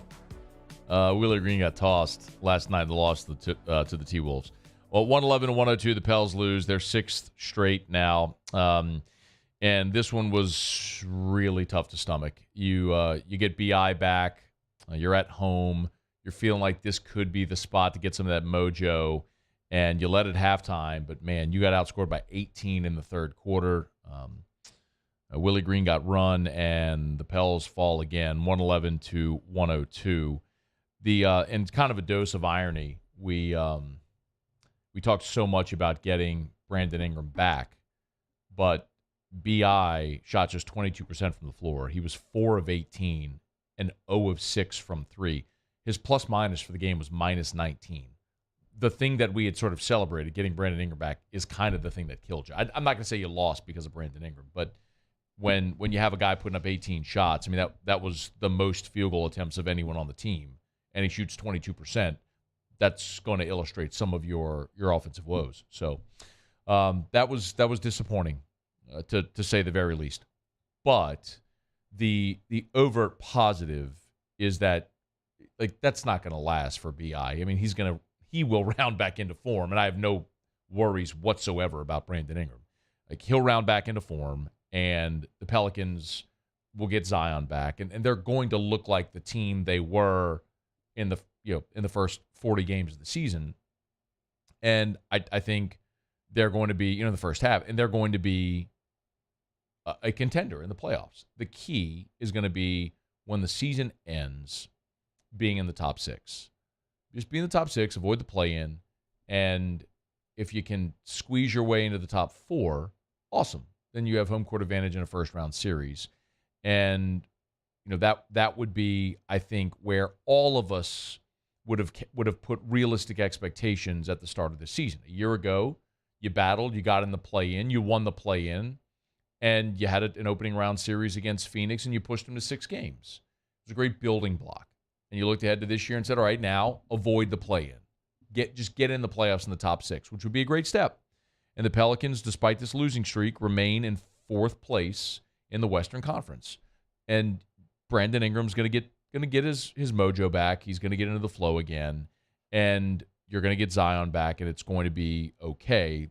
You just want to make sure you don't fall too far and leave yourself too deep of a hole to dig out of when you do get right. So they'll be back on the floor on Saturday at home against the Wizards. Another winnable game. You went through a brutal stretch. I mean, we talked about when you played 7 out of 8 road games, including 5 in a row, and the precursor to that was the home game against Brooklyn when they had won 9 in a row. So it was a really tough stretch. We all knew it was going to be a tough stretch, and it's been difficult. I mean, you lost 6 in a row, and you've lost 7 of 8. So you've got to find a way to stop that bleeding. And Saturday at home against Washington will be a good opportunity. But then you're right back on the road for Milwaukee, Denver, and Dallas. I mean, it's not going to get easier. So they're going to have to start playing like the team that was capable of beating the best teams in the NBA. And they have to do it soon because I don't think we're going to see Zion before the All-Star break. It just makes sense with the timeline that the team has laid out. Why would you, if you're going to reevaluate him the week before the All-Star game, why bring him back to play before the All-Star game, only to have him sit again for a week? So it would just make the most sense to make sure he's all the way 100% healthy and ready to roll when you get back after the All-Star break, and then you really make your push. So disappointing, but there was some really good perspective, I thought, from C.J. McCollum, who's who's a veteran guy who's been around the league forever. And this is a long clip, but this is, I think, CJ kind of putting into perspective the ebbs and flows of an NBA season. We talked about this when we won, 6-7 games in a row, and everybody was praising us like we're the best thing since basketball was invented. And then we lose a few games, and it's the end of the world, and we need changes, and, fans are victims of the moment far too often. I think it's understanding of progress and process, right? Like, we've been very injured, and it's not to make excuses, it's just the reality of a long season. A lot of teams have gone through injuries, and you see the difference in records and the difference in how a season can swing. And I think now we're heading in the right direction, getting guys healthy. Obviously, Najee coming back, B.I. coming back, and at some point Z comes back, and I think changes the way our team looks. And I think for us, it's about holding steady, building on our principles, having discipline, focusing on defense, focusing on making the right plays, and then we'll build towards health in the playoffs. I think that's what matters, right? Get a home seed and get into the playoffs healthy. If we can do those things, then no one will really care about, what happened in January. That's a great point. You play 82, there's going to be peaks and valleys. It's just the nature of the game when you play a long season like that. But you heard what he said there. And I think the point that CJ made at the end is right. He said, Get in the playoffs, get healthy, and get a home seed. Get healthy for the playoffs, get a home seed. No one's going to care. And he's right.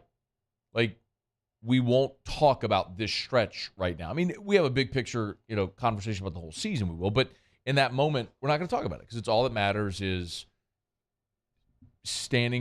being steady where you are right now, which is you would have a home seed in an opening round playoff game, get healthy, maintain that, and roll. The thing that's scary though, it's like when you're standing on solid ground, but you're like when you're at the top of a skyscraper. You're on solid footing, right? But then you look down and you're like, oh, that's a long way down. And you look at the Western Conference standings, and that's the thing that has everybody kind of leery. I mean, the Pels have maintained where they are, but you're a half a game ahead of the Clippers. You're 1 game ahead of Dallas and Phoenix. Phoenix is at 7, so they'd be in the play-in. And the Pels right now, you're 3 games ahead of the Lakers, who are in 13th. I mean, completely out of the play-in. You're 3 games away from being out of the play-in. So it's just such a gigantic logjam right there in the West right now. I know we say it every day, but I mean, it's going to get better, but it's going to get better when they're healthy and back in the flow. And now it just feels like it's a race against time. So they'll get another crack at it on Saturday at home against Washington. And here's hoping they can end the 6-game losing streak, get some good mojo back before they go on a 3-game road swing. All right, it is after further review. We'll knock out a quick break. Glad to have you aboard with us here. Thursday show is always brought to you by the Aesthetic Medicine and Anti-Aging Clinics of Louisiana. Baton Rouge, Lafayette, and online at theantiagingclinics.com. When we come back, our buddy Paul Nolan, freewinners.net, will join us. Paul has had an incredible NFL run, and last week he gave us as the free play on the show the under in the Dallas-San Francisco game, which did in fact hit. So cash that ticket. We'll see what Paul has for us today for the AFC NFC Championship game. We'll do that when we come back on AFR. AFR. Brought to you by River City's 1 Hour Air, where they're always on time or you don't pay a dime. 752-0001, 752-0001, 752-0001 for River City's 1 Hour Air. Going to be 32 degrees tonight. It is going to be freezing tonight, 32 degrees. Is your heater ready? If your home central heater acts up, it's not ready for this cold weather. If you have any issue at all, call River City's 1 Hour Air. Remember, they will come out nights, holidays, weekends. They will never charge you extra to do so. Love sharing these 5-star reviews. This one from Fred Nance, who said, JJ from River City's 1 Hour Air came out to do our heater system safety check. Went through a very professional, a very thorough and professional person. Friendly, explained everything he did and what may have to be done to have the best air quality possible. Very pleased. 5-star review from Fred Nance. Yours could be next. It's River City's 1 Hour Air. Look for the big yellow vans and trucks with a giant clock on the side. It's River City's 1 Hour Air, 752-0001, where they're always on time or you don't pay a dime. Cornwall Toyota in Opelousas is here to help you ring in the new year with no markups, and you'll never pay over MSRP. And we have new inventory arriving daily. So Happy New Year from our Cornwall Toyota family to yours.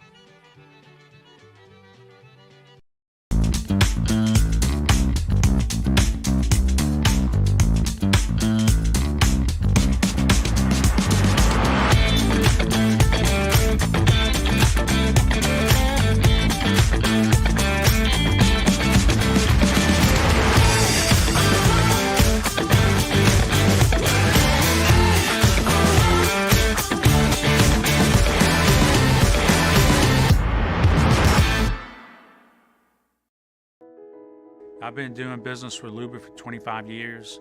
They're dependable, trustworthy. It's just the attention to detail with our clients. Our folks have years and years of experience. They're highly trained professionals. But many companies have that asset. What I'd like to think makes Luba a bit different is that we use those talents in a way that truly is dedicated to serving the needs of the folks who depend on us. Time doesn't stop, and the world keeps spinning. Community, culture, and communications, the powerful circle that connects us together. We're creating the next evolution, a network built for every possibility, moving faster than ever before, streaming us forward into the future. And the revolution is closer than you think. RTC, ETEL, and Vision are now Rev. New name, same company. At Auctioner, we know healing is a team sport. That's why we've partnered with world-renowned orthopedic surgeon Dr. James Andrews to create the Auctioner Andrews Orthopedics and Sports Medicine Institute. Whether you're a professional athlete or a weekend warrior, our team of specialists are dedicated to getting you back in the game. So whatever your reasons are for reaching your personal best, we've only got one: you. Auctioner Andrews Institute. Long live you. Moon Griffon is back. The voice of Louisiana politics makes his return to Baton Rouge. Catch the Moon Griffon Show weekdays from 9 to 11 a.m. on Talk 107.3.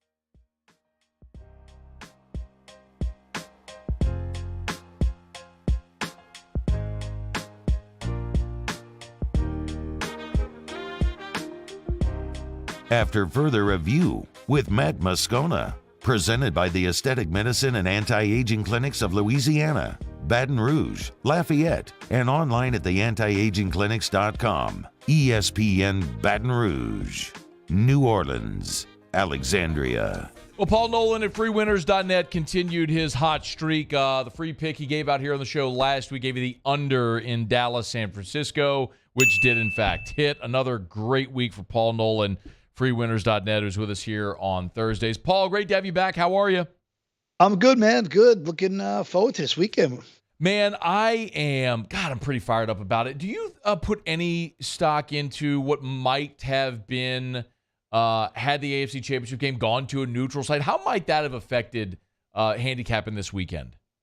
Yeah, we've definitely add a new wrinkle. The thing, at least, it would be both teams would have the same issues to deal with, so that makes it a little more palatable, I would suppose. But I do think that, it's having more of an effect than it wasn't because, we have two teams here that are playing the I'm more offended than you game, right? I mean, both of these teams, we're slighted. No, we've been slighted. You guys said Burrowhead Stadium. You guys said we didn't deserve home field advantage. There's been a lot of gamesmanship and bulletin board nonsense in this first one, but it's fun. I love it. Who's more slighted? I do love it. Well, of course, the first game on Sunday will be the NFC game, but let's start with the AFC. So many people here are excited about Joe Burrow and Jamar Chase and what the Bengals are doing. Paul, how have the Bengals had the Kansas City Chiefs? I mean, look, it happens, right? I mean, there are matchups in the NFL that sometimes favor a team. Look at the Niners and the Rams. How much the Niners have just dominated that series. Why do the Bengals seem to have so much success against Kansas City? I think it comes down to, well, for one, I feel as though that this Bengal defense has been underrated for quite a while now. In fact, I had talked about it on my show that when DK Reader comes back, he's going to be a game changer, and it's going to be, it'll change all the EPA's expected points added per play because of his fundamental, his ability to kind of control the middle and get pressure from the interior without losing gap integrity. He's really underrated. BJ Reed's really strong too. But I think what it really comes down to is Logan Wilson will be a household name after this week. I think Jermaine Pratt will be a household name after this week. Those linebackers are so talented. Jermaine Pratt covers He's outstanding. And tight ends don't do well against him. And I think that's where, KC, we know, lives and dies through Kelsey and Mahomes. And there's times we say it, how is Kelsey getting the ball at the goal line when everyone knows he's getting the ball at the goal line? Why aren't they, the water boy covering him too? So, they have a 79 QBR against tight ends. And I think that's where they are going to do such a good job again, taking away Mahomes' safety blanket outlet pass. And he's always open, and they really read each other well. They've been together for so long. I think that's one of the main issues, and I think it's the fundamental tackling. There's not a lot of yak when you see the way Logan Wilson tackles. I mean, he's got 140-something tackles and only 2 missed on the year, I believe it is. He's one of those guys that people don't know who he is, but when this team makes this, I believe they'll win this week. I do. I think they'll keep it going. I know the public likes him as well, but I don't let those sort of things bother me. The reason I like him in this game is for that reason. I like him in that reason because, Pacheco's been such a physical guy at the line of scrimmage.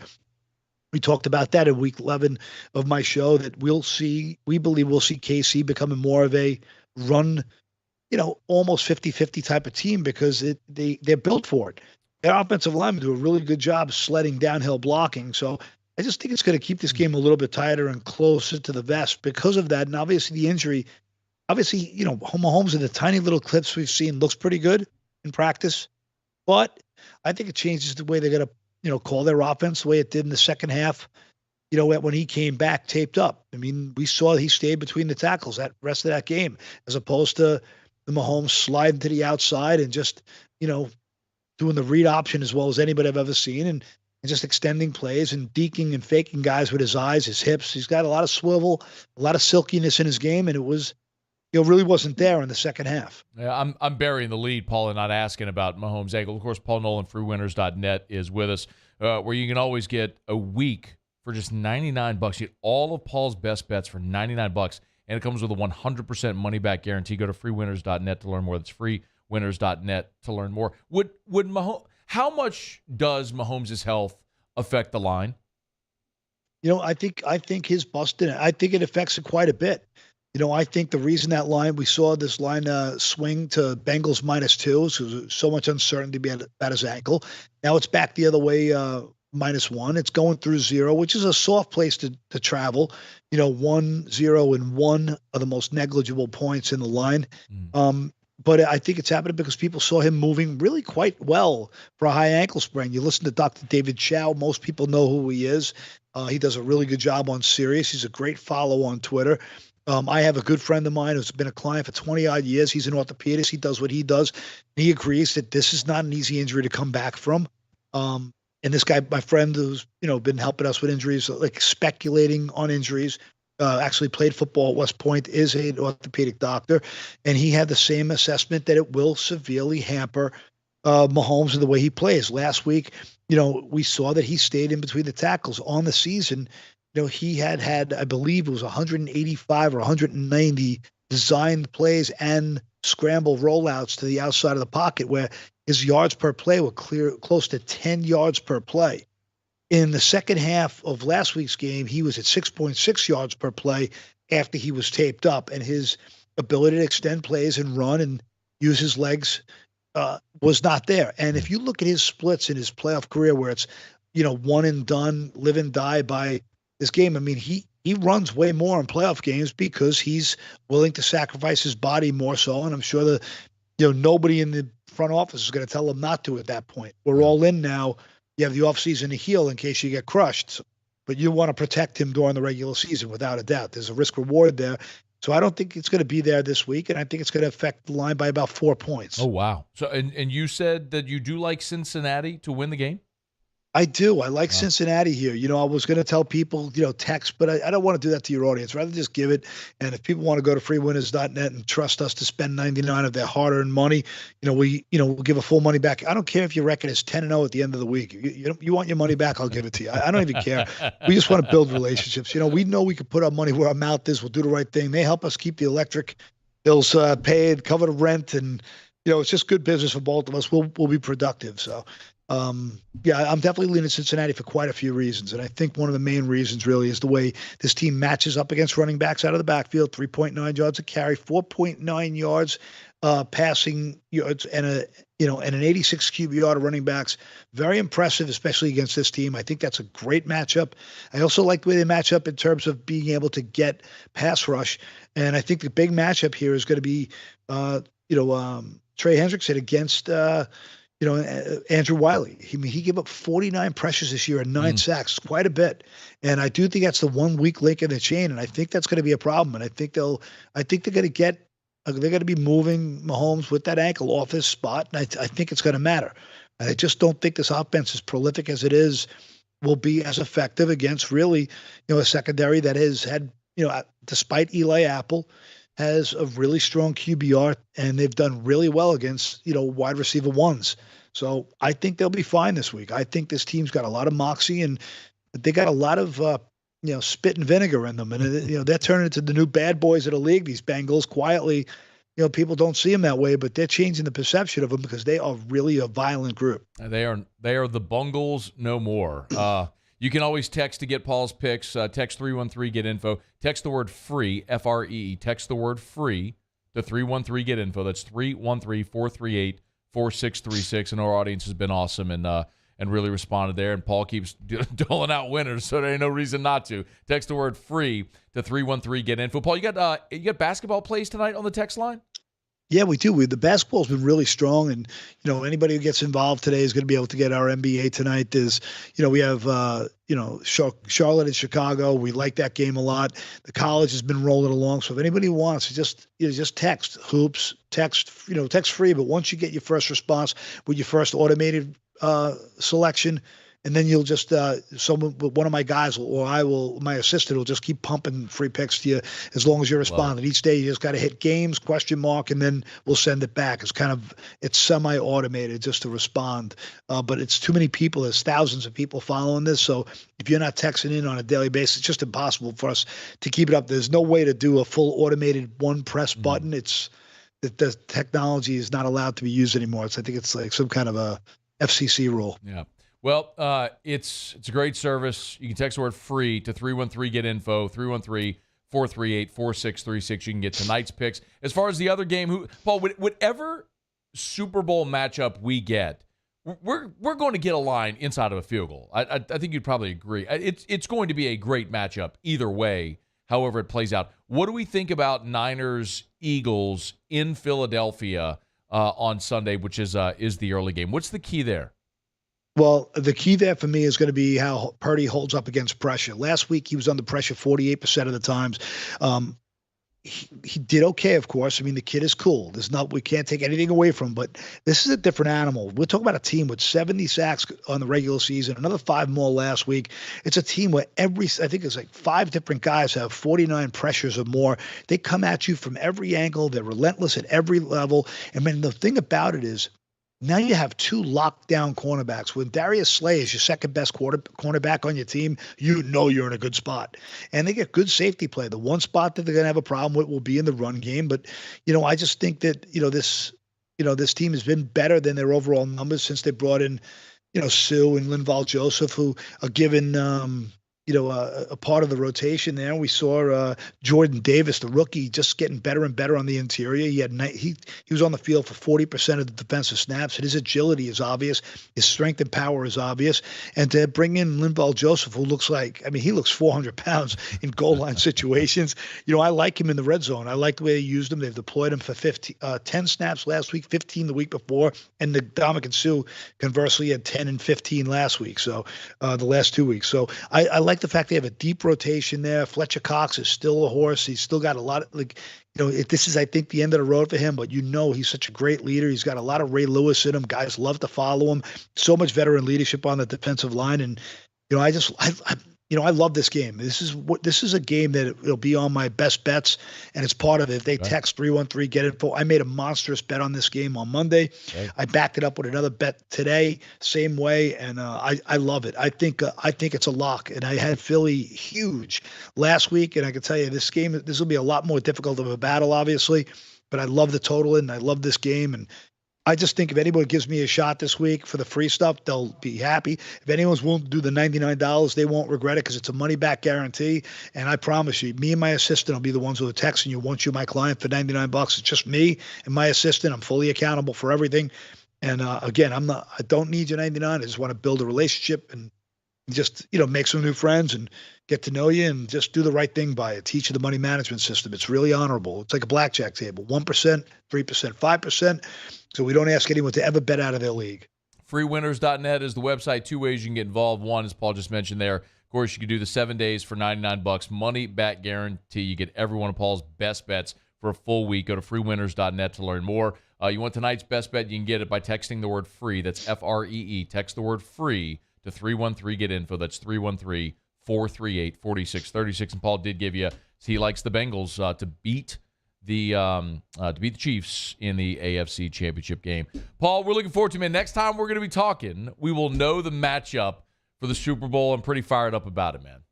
Yeah, I think I'm going to be away next week, but the following week I talked to Dave. Hopefully I'm on the following week before the Super Bowl, so I'll be off next week if that's okay with you. Absolutely. I need a little R&R. I get a little time down, and I'll be doing my work from the beach. Let's do it, man. We'll talk about the Super Bowl coming up 2 weeks from today, man. We're looking forward to it. Have a great weekend. Enjoy the games, man. Thank you. Hey, thanks to you and your audience. And again, I appreciate all the people texting 313. Get info. We won't let you down. You got it. That's Paul Nolan, freewinners.net. Again, text the word free to 313. Get info. 313. Get info. And you go to freewinners.net.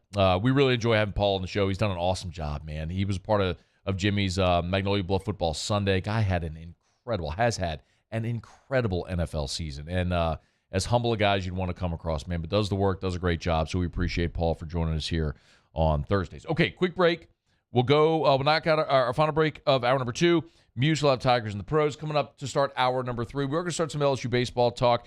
Muse has dropped Muso at the Box, his LSU baseball podcast. So we'll talk about some of the position battles. We start to dip our toe in the LSU baseball water here as we're inside of a month away from first pitch. All right, it is after further review. Don't you move. AFR. Brought to you by Rouse's, the official supermarket of the New Orleans Saints. Rouse's.com. Rouse's.com. Had a great call today with Rouse's, and I can put it out there. Mark the date, February the 10th. That will be the Friday before the Super Bowl.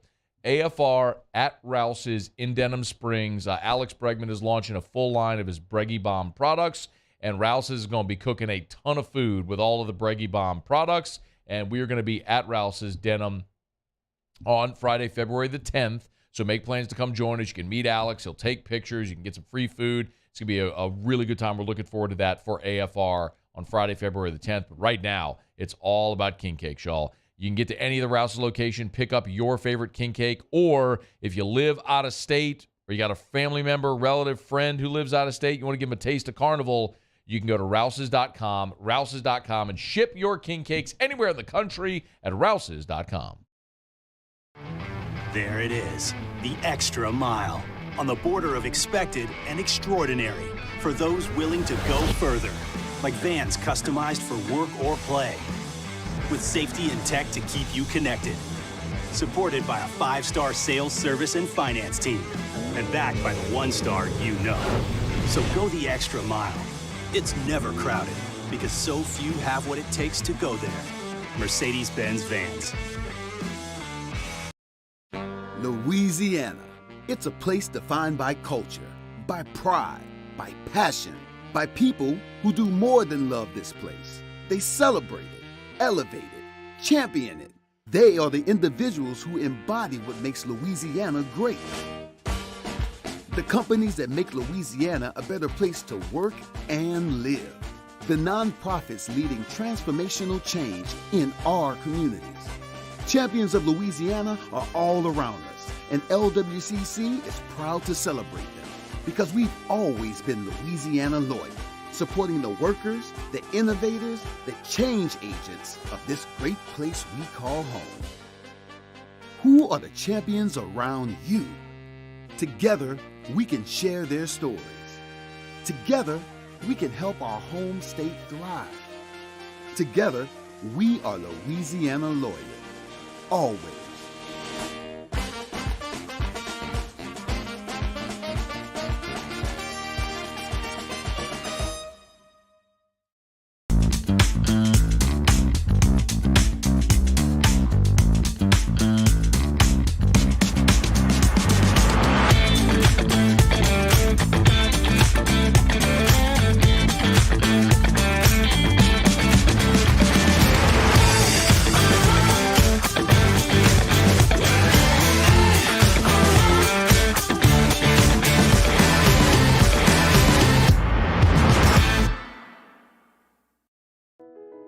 I've been doing business with Luba for 25 years. They're dependable, trustworthy. It's just the attention to detail with our clients. Our folks have years and years of experience. They're highly trained professionals. But many companies have that asset. What I'd like to think makes Luba a bit different is that we use those talents in a way that truly is dedicated to serving the needs of the folks who depend on us. Time doesn't stop, and the world keeps spinning. Community, culture, and communications, the powerful circle that connects us together. We're creating the next evolution, a network built for every possibility, moving faster than ever before. Streaming.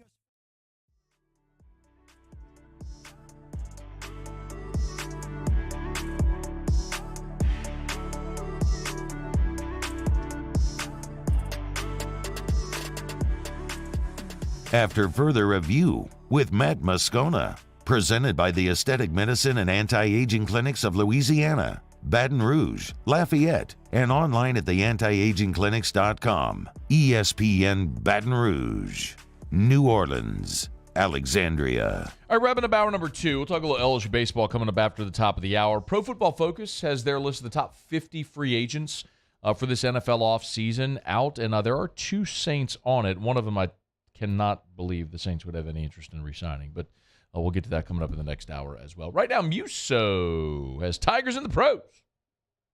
There it is.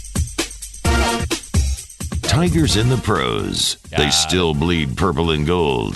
They're just really rich now. Presented by Lee Michaels Fine Jewelry. Lee Michaels Fine Jewelry, where Baton Rouge gets engaged. Matt, you know what kicks off next month? The XFL. The XFL.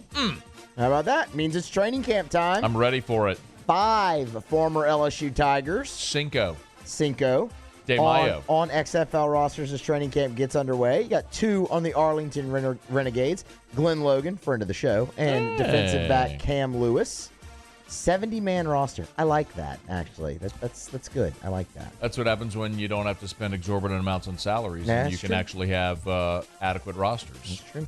The Houston Roughnecks also with 2. Kerry Vincent, defensive back, and John Trey Kirkland. No word on whether he's playing receiver or quarterback, but I think it's going to be receiver. What did he play last year? Receiver. Okay. Because he was XFL last year. I know he was in training camp with the Bucks, with the Cardinals. Cardinals, yeah. And he scored a couple of touchdowns in the preseason. Yep. But he did play XFL last year, right? I think he when he got cut that he went that way because they haven't played the XFL yet. Yeah. So, but that's where he is. Yes. And then the San Antonio Brahmas, Brad Wing. How about that? Oh. Yeah, Brad Wing, nice little career in the NFL and also in the AAF, the short-lived AAF. Mate. Now with the San Antonio Let's put Brahmas. another shrimp on the barbie. Best of luck to those guys. We'll keep you posted as their seasons go along. Austria. Well then.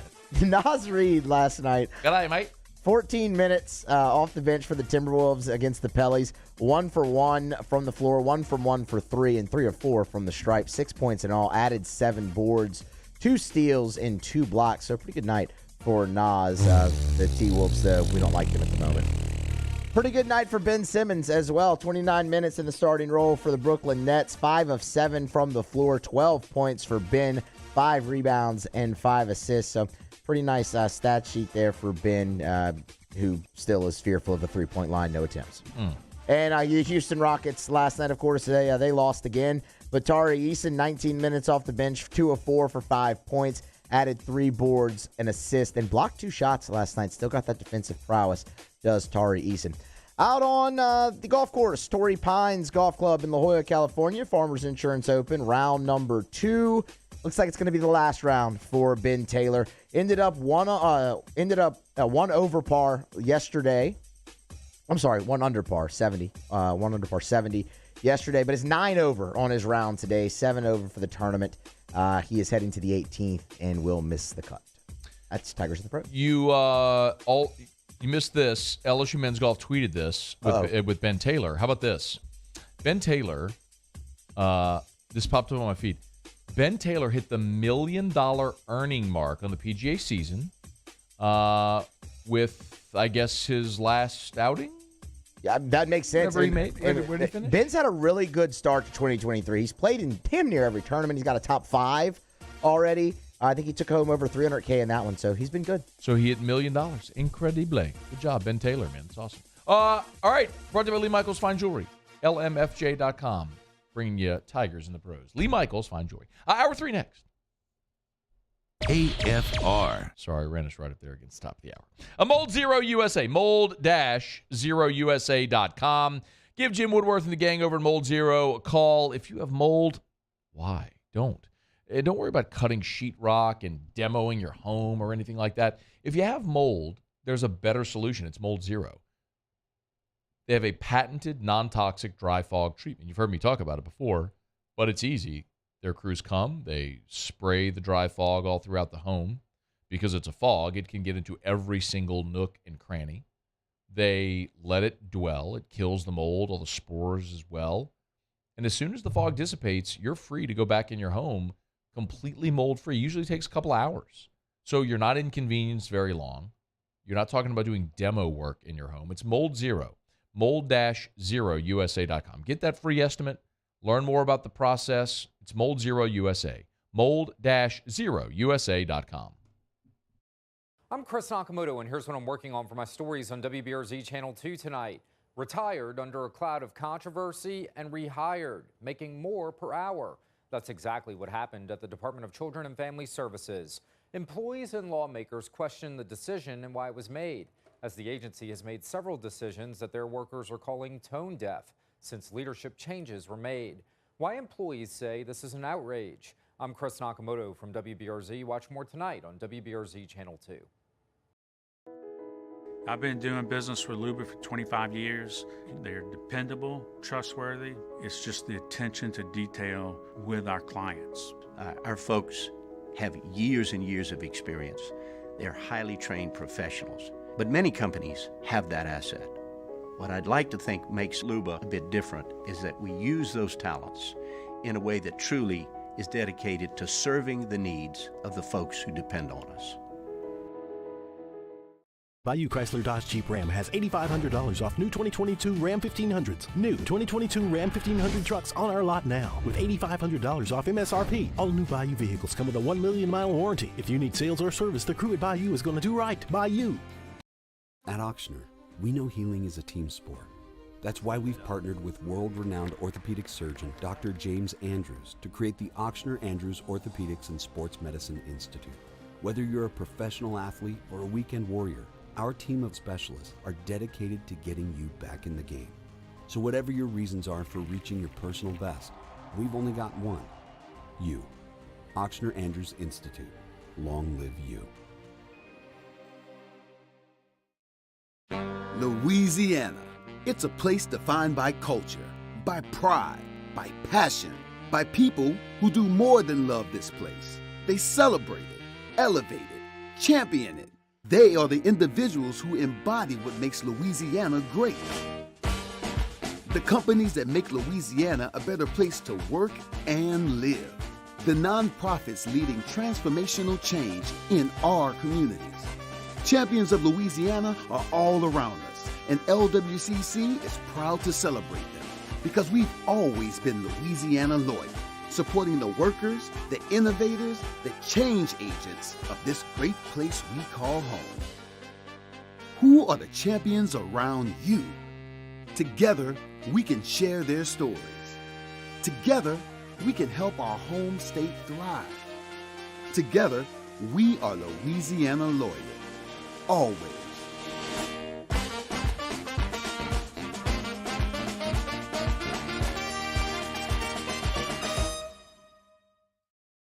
Start your day with news and newsmakers. Start your day with traffic, weather, and local stories that are important to you. Kickstart your day every day.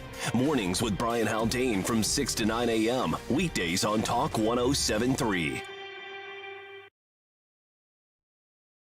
This is SportsCenter. I'm Doug Brown. Frank Reich is the new head coach of the Carolina Panthers. Reich was fired as coach of the Colts back in November. During his playing career, Reich was the Panthers' starting quarterback in the first game in franchise history back in 1995. The New York Jets hire Nathaniel Hackett as the team's new offensive coordinator. Are they also hoping to get quarterback Aaron Rodgers? ESPN's Dan Graziano. You shouldn't hire Nathaniel Hackett because you think it'll bring you Aaron Rodgers. That's the lesson from the Broncos last year. And I don't think that's exactly what the Jets have done here. But we know there's a good relationship between those two people. Dan Graziano on Greeny. Hackett was fired as head coach of the Broncos a month ago after only 15 games on the job. Former Lions linebacker Jesse Lemonnier has died. No information yet on the cause of death. Lemonnier recently signed with the USFL's Houston Gamblers and then was traded to the Birmingham Stallions. NASCAR Cup driver Chase Briscoe signs a multi-year contract extension with Stewart-Haas Racing, which will keep him in the number 14 car. ESPN Radio is presented by Progressive Insurance. Looking for a career you'll love with flexibility, great pay, and benefits, and one of the country's top workplaces? Come join their growing team. Go to progressive.com/careers and apply online today. Matt Moscona. I'm very important. After further review. Say it one more time. After further review with Matt Moscona. And here we go. ESPN Baton Rouge, New Orleans, Alexandria. Live from the Mercedes-Benz of Baton Rouge studios. That's right.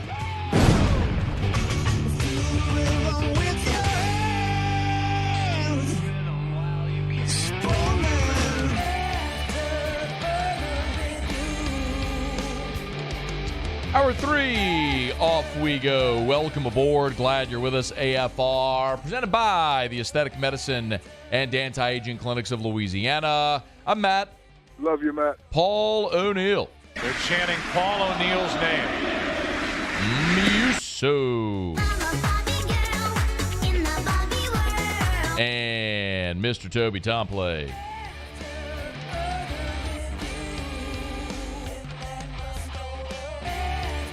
All right, we're here. Glad you are as well. 5 o'clock quitting time. Glad you are driving home with us. A little bit later, bottom of this hour, we'll catch up on the latest and all the Sean Payton news with Payton Watch as that goes on and on. Carolina has hired Frank Reich as their head coach. Looks like D'Amico Ryans is the front runner in Denver. That would take 2 of the potential vacancies off the board for New Orleans.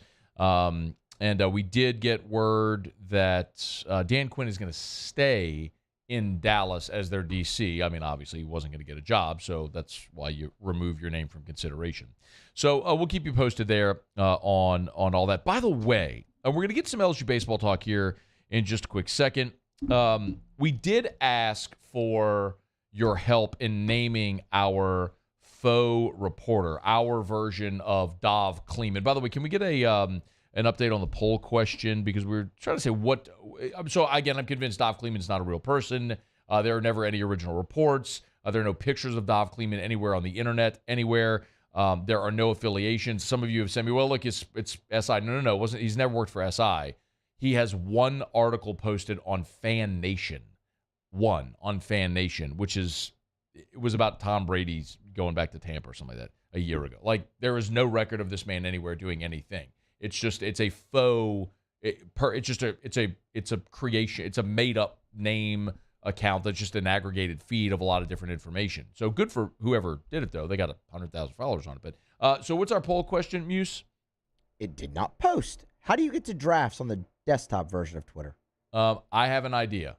Don't try to post the question at 4:20, Muse. It was in the first hour. What are you talking about? Then wait till 4:20 before you start doing gummies, okay? What? Like, you got to post the poll. People can't vote. I had it typed out and everything. People can't vote in the poll question, Muse, if you don't post it. It didn't post. It's a literal reality. It's a fact. It's a scientific fact. People cannot vote in the poll question if you don't post. Yeah, I see that now. Hey, Paulie. I think he went to drafts. Paulie. Yeah. It didn't post. I think it went to Twitter drafts. just decided it wasn't going to post Muso's poll. It was all Twitter's fault. Crazy, right? How that happened. It didn't post. Wild. Tell you what. Have you found it? No, I can't figure out how to get to drafts on the. I'm gonna go look on my phone. You think he's tripping out, Paulie? A little bit. I mean, It didn't say drafts anywhere. He can't even find it. He can't find the drafts. Okay, so we did have some people suggest names for our faux reporter. Bull Penner, like bullpen, bull penner. I like that. Bull That's Penner. good. That was Brian Leday. Lance McPhail suggested Ryan Rock. That's pretty good. Jay Rika said, how about Wink Kegel? Kegle, Wink Kegel? No? That just sounds fake. Ron Burberry. Okay. Christopher Jackson suggests that. Bo Juro. From Jeff Covington. A little too obvious. Jack Van Broussard. That's not bad. Like, that's believable and also ridiculous. Brad Lambert. Not bad. We'll put a star next to that one. Jeffrey Favor from Seth Ponville. Okay. I think maybe the Jack Van Broussard might be the I like leader that one. so That's far. good. Emil Miller said no, the name should be Derek Galano. I mean, yeah, it sounds believable. Sure. Maybe that's someone's actual name. Could be. I'm not reading that one, which I knew would be the case. I was about to say, I'm surprised it took that long. Oh, through this. they're in there. Okay, They're in there. okay. And my guy Q said, if I didn't know any better, Hunt Palmer would be a great fake reporter name. That's pretty good. That's actually true. Oh, man. Okay, anyway, if you got any other suggestions, get in. All right, it's after further review. Muso here has debuted Muso at the Box, his LSU baseball podcast. So give us the deets on Muso at the Box there. Muse, go plug it. Yeah, man, year 4, really fired up. This could be the best. 4. Could be the best year yet. Looks like it might be. It's available anywhere you get your podcast: Apple, Spotify, Google, and any other podcast app. Daily during the season. The daily episodes will start February the 10th, I believe. No, February 17th is the the Friday. opener. Yes, so it's the Monday of that week. I don't have a calendar in front of me, and I'm bad It'll be at the math. 13th. The 13th. The February 13th. 13th. Got That it. Monday will be the daily. It's LSU baseball, and then every once in a while, once a week, there's an SEC recap as well in one of the episodes. So it's a lot of fun. what's your posting schedule right now? Right now, so yesterday we did kind of the recap of your fall. schedule. Your posting schedule. How often are you publishing right now? Trying to go once a week right now. Like next week we'll have a recap of Media Day tomorrow. Today this week we did 2 just because I couldn't do a fall one because football was running wild. You're trying to do one a week. Yeah, you're gonna try. Well, to do one a week. Be out at the practices, right? You can give scrimmages. Anything pops, give some notes on it, man, just to lead up into the season. You're gonna try. And try to do one. Do one. You're gonna try to do one. Yeah. You're gonna do one. All right. So give me your big takeaways. What are you watching, Muse? Give me a synopsis of this episode that you published. Okay, yeah. So today was kind of the preseason practice preview, right? The full squad will start tomorrow. They've had some one-on-ones and whatnot over the last couple of weeks, but tomorrow will start the full squad after Media Day. And position battles. Although, Matt, I think you'd agree with me here. There's not actually many this year, which is kind of odd. Yeah. Normally, you do have some question marks still in the field, but LSU spots are pretty much solidified. Like, Dylan Cruz is going to play, and Pearson and White and Morgan and Thompson and guys like that. Second base is one that I think is interesting because you just have a lot of guys, and DH is another one that I think is very interesting. I will say this about second base. I think, at least for opening night, it's going to be Gavin Dugas. I mean, it's not. number 8. He's number 8. Opening night, why not give him that nod? Number 8, team leader, back again. And then you see a platoon after that. Gavin Guidry, Ben DePolt, Jack Merrifield. They have a lot of options there and a lot of guys who are very good. That's going to be hard to keep off the field. I'll be curious to see. So second base is, I think Jay told us that when we did the Rosters to Riches podcast with it. He's going to keep a rotation there at second. Yeah. But I think Jack Merrifield's going to be the guy on opening night at second. Maybe they DH Dugas on opening night. That could be an option to get him in the lineup. But I think you're going to see Merrifield be the guy first there. I'm interested in right field because they're going to move Pearson to left. Yeah. And Paxton Kling is impressed. I think he's going to get the opening night start in right field. But I think the biggest, I'm using air quotes here, right? Problem. Okay. The biggest problem you have is, it's a really good problem to have, is how do you get so many good players ABs? How do you get them playing time?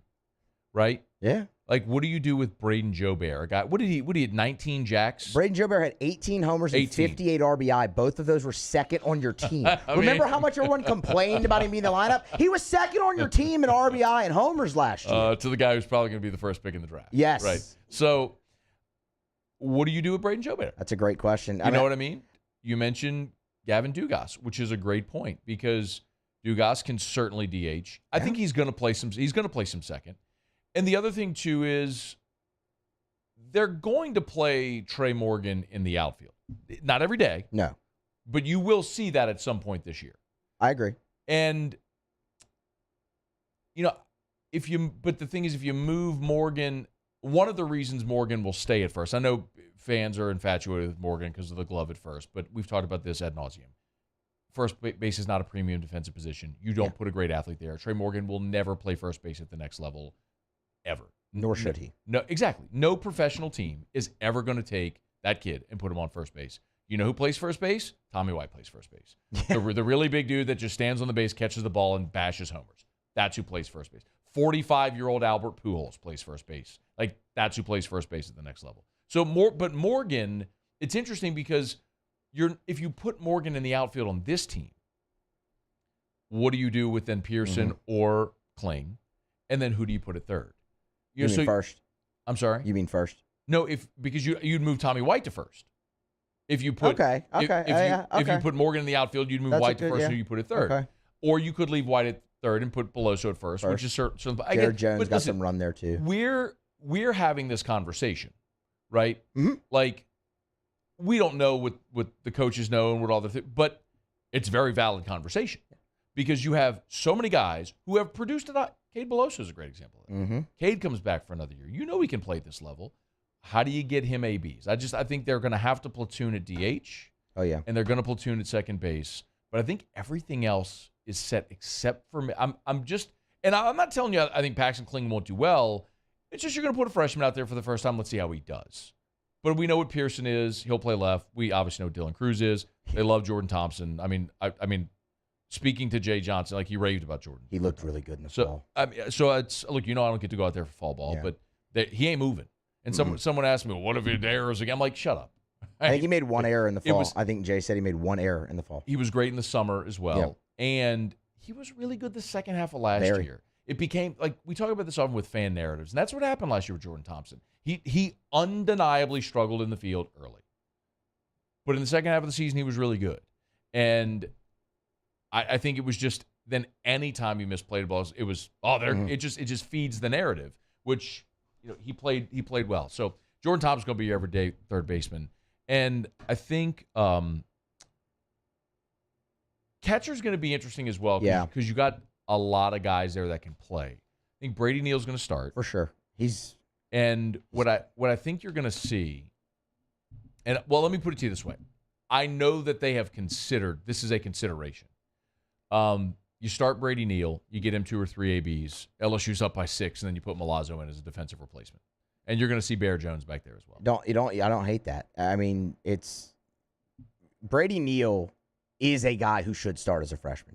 I mean, he was a top 35 prospect when it came time for the MLB draft, and he's here. Like, that's a guy who's going to push for playing time in some capacity, and the defense is not far off from an Alex Milazzo even already. He's looked the part, and they were on opposite teams every time in the fall. Like, you could clearly see those were the two kind of going for it. Think about how bad you were at that position a year ago. Yeah, it was not pretty. I mean, defensively, you were atrocious. I know, and I know a lot of people got infatuated with Travinsky when he was hitting bombs, but then when you got into conference play, he really struggled to hit. The bat didn't follow. McManus was look, he had some big ABs for that team last year. Clutch hits. Defensively, it wasn't it. You know what I mean? So it's your pitching staff is going to be dominant. You need a catcher who's an elite defensive catcher who's going to be able to manage that staff. And see if Brady Neal's up for it. I have no doubt he's got the talent, But we'll see what happens whenever you go out there and you're actually in a SEC weekend, and we'll see how it goes. It's kind of the thing with the whole team, right? There's no doubt they got the talent. Oh, yeah. You just go out there and play and see it come together. It's going to be fun, man. It is going to be a lot of fun. I think the way you said it, to watch it all come together, there isn't really a wrong answer.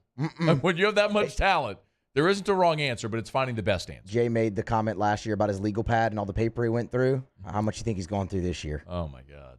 Probably a lot more. I'd hesitate to guess, right? The other thing that I will say definitively is, last year. So tomorrow, by the way, is baseball media day. So Jay will have his media availability and the players, and then they'll take the team photo and have the first practice.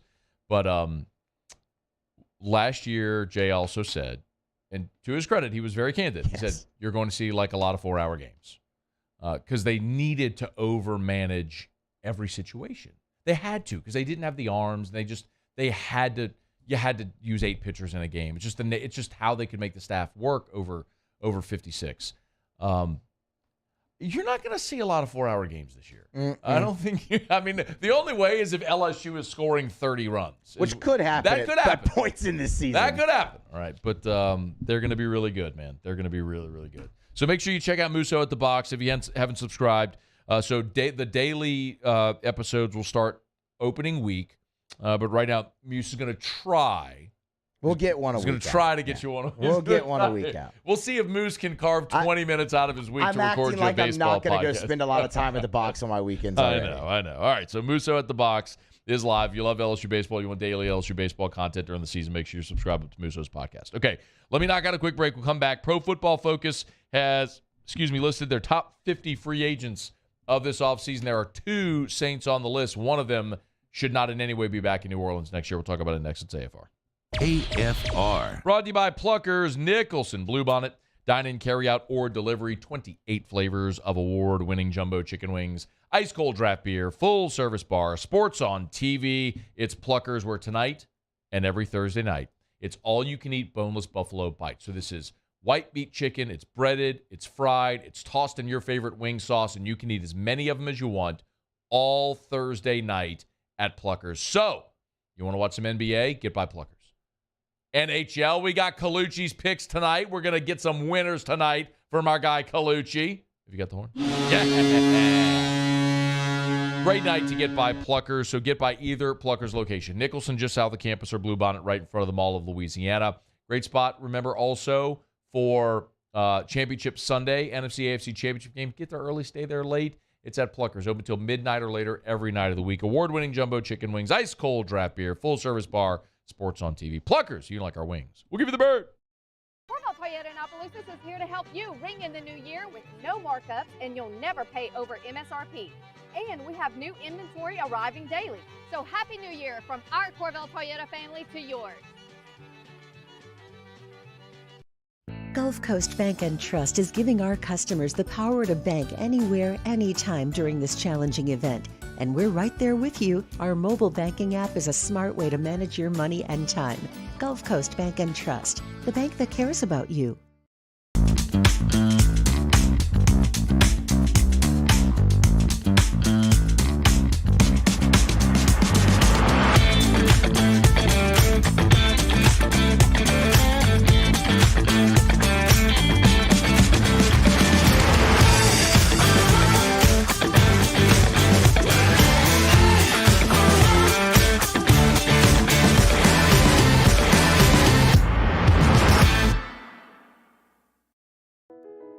I've been doing business with Luba for 25 years. They're dependable, trustworthy. It's just the attention to detail with our clients. Our folks have years and years of experience. They're highly trained professionals, but many companies have that asset. What I'd like to think makes Luba a bit different is that we use those talents in a way that truly is dedicated to serving the needs of the folks who depend on us. Time doesn't stop, and the world keeps spinning. Community, culture, and communications, the powerful circle that connects us together. We're creating the next evolution, a network built for every possibility, moving faster than ever before, streaming us forward into the future. And the revolution is closer than you think. RTC, ETEL, and Vision are now Rev. New name, same company. At Auctioner, we know healing is a team sport. That's why we've partnered with world-renowned orthopedic surgeon Dr. James Andrews to create the Auctioner Andrews Orthopedics and Sports Medicine Institute. Whether you're a professional athlete or a weekend warrior, our team of specialists are dedicated to getting you back in the game. So whatever your reasons are for reaching your personal best, we've only got one. You. Auctioner Andrews Institute. Long live you. All right, let's say ah. Where'd my spotlight go? Super weird, but we can take care of it. Get in and get better at Patient Plus. Moon Griffon is back. The voice of Louisiana politics makes his return to Baton Rouge. Catch the Moon Griffon Show weekdays from 9 to 11 a.m.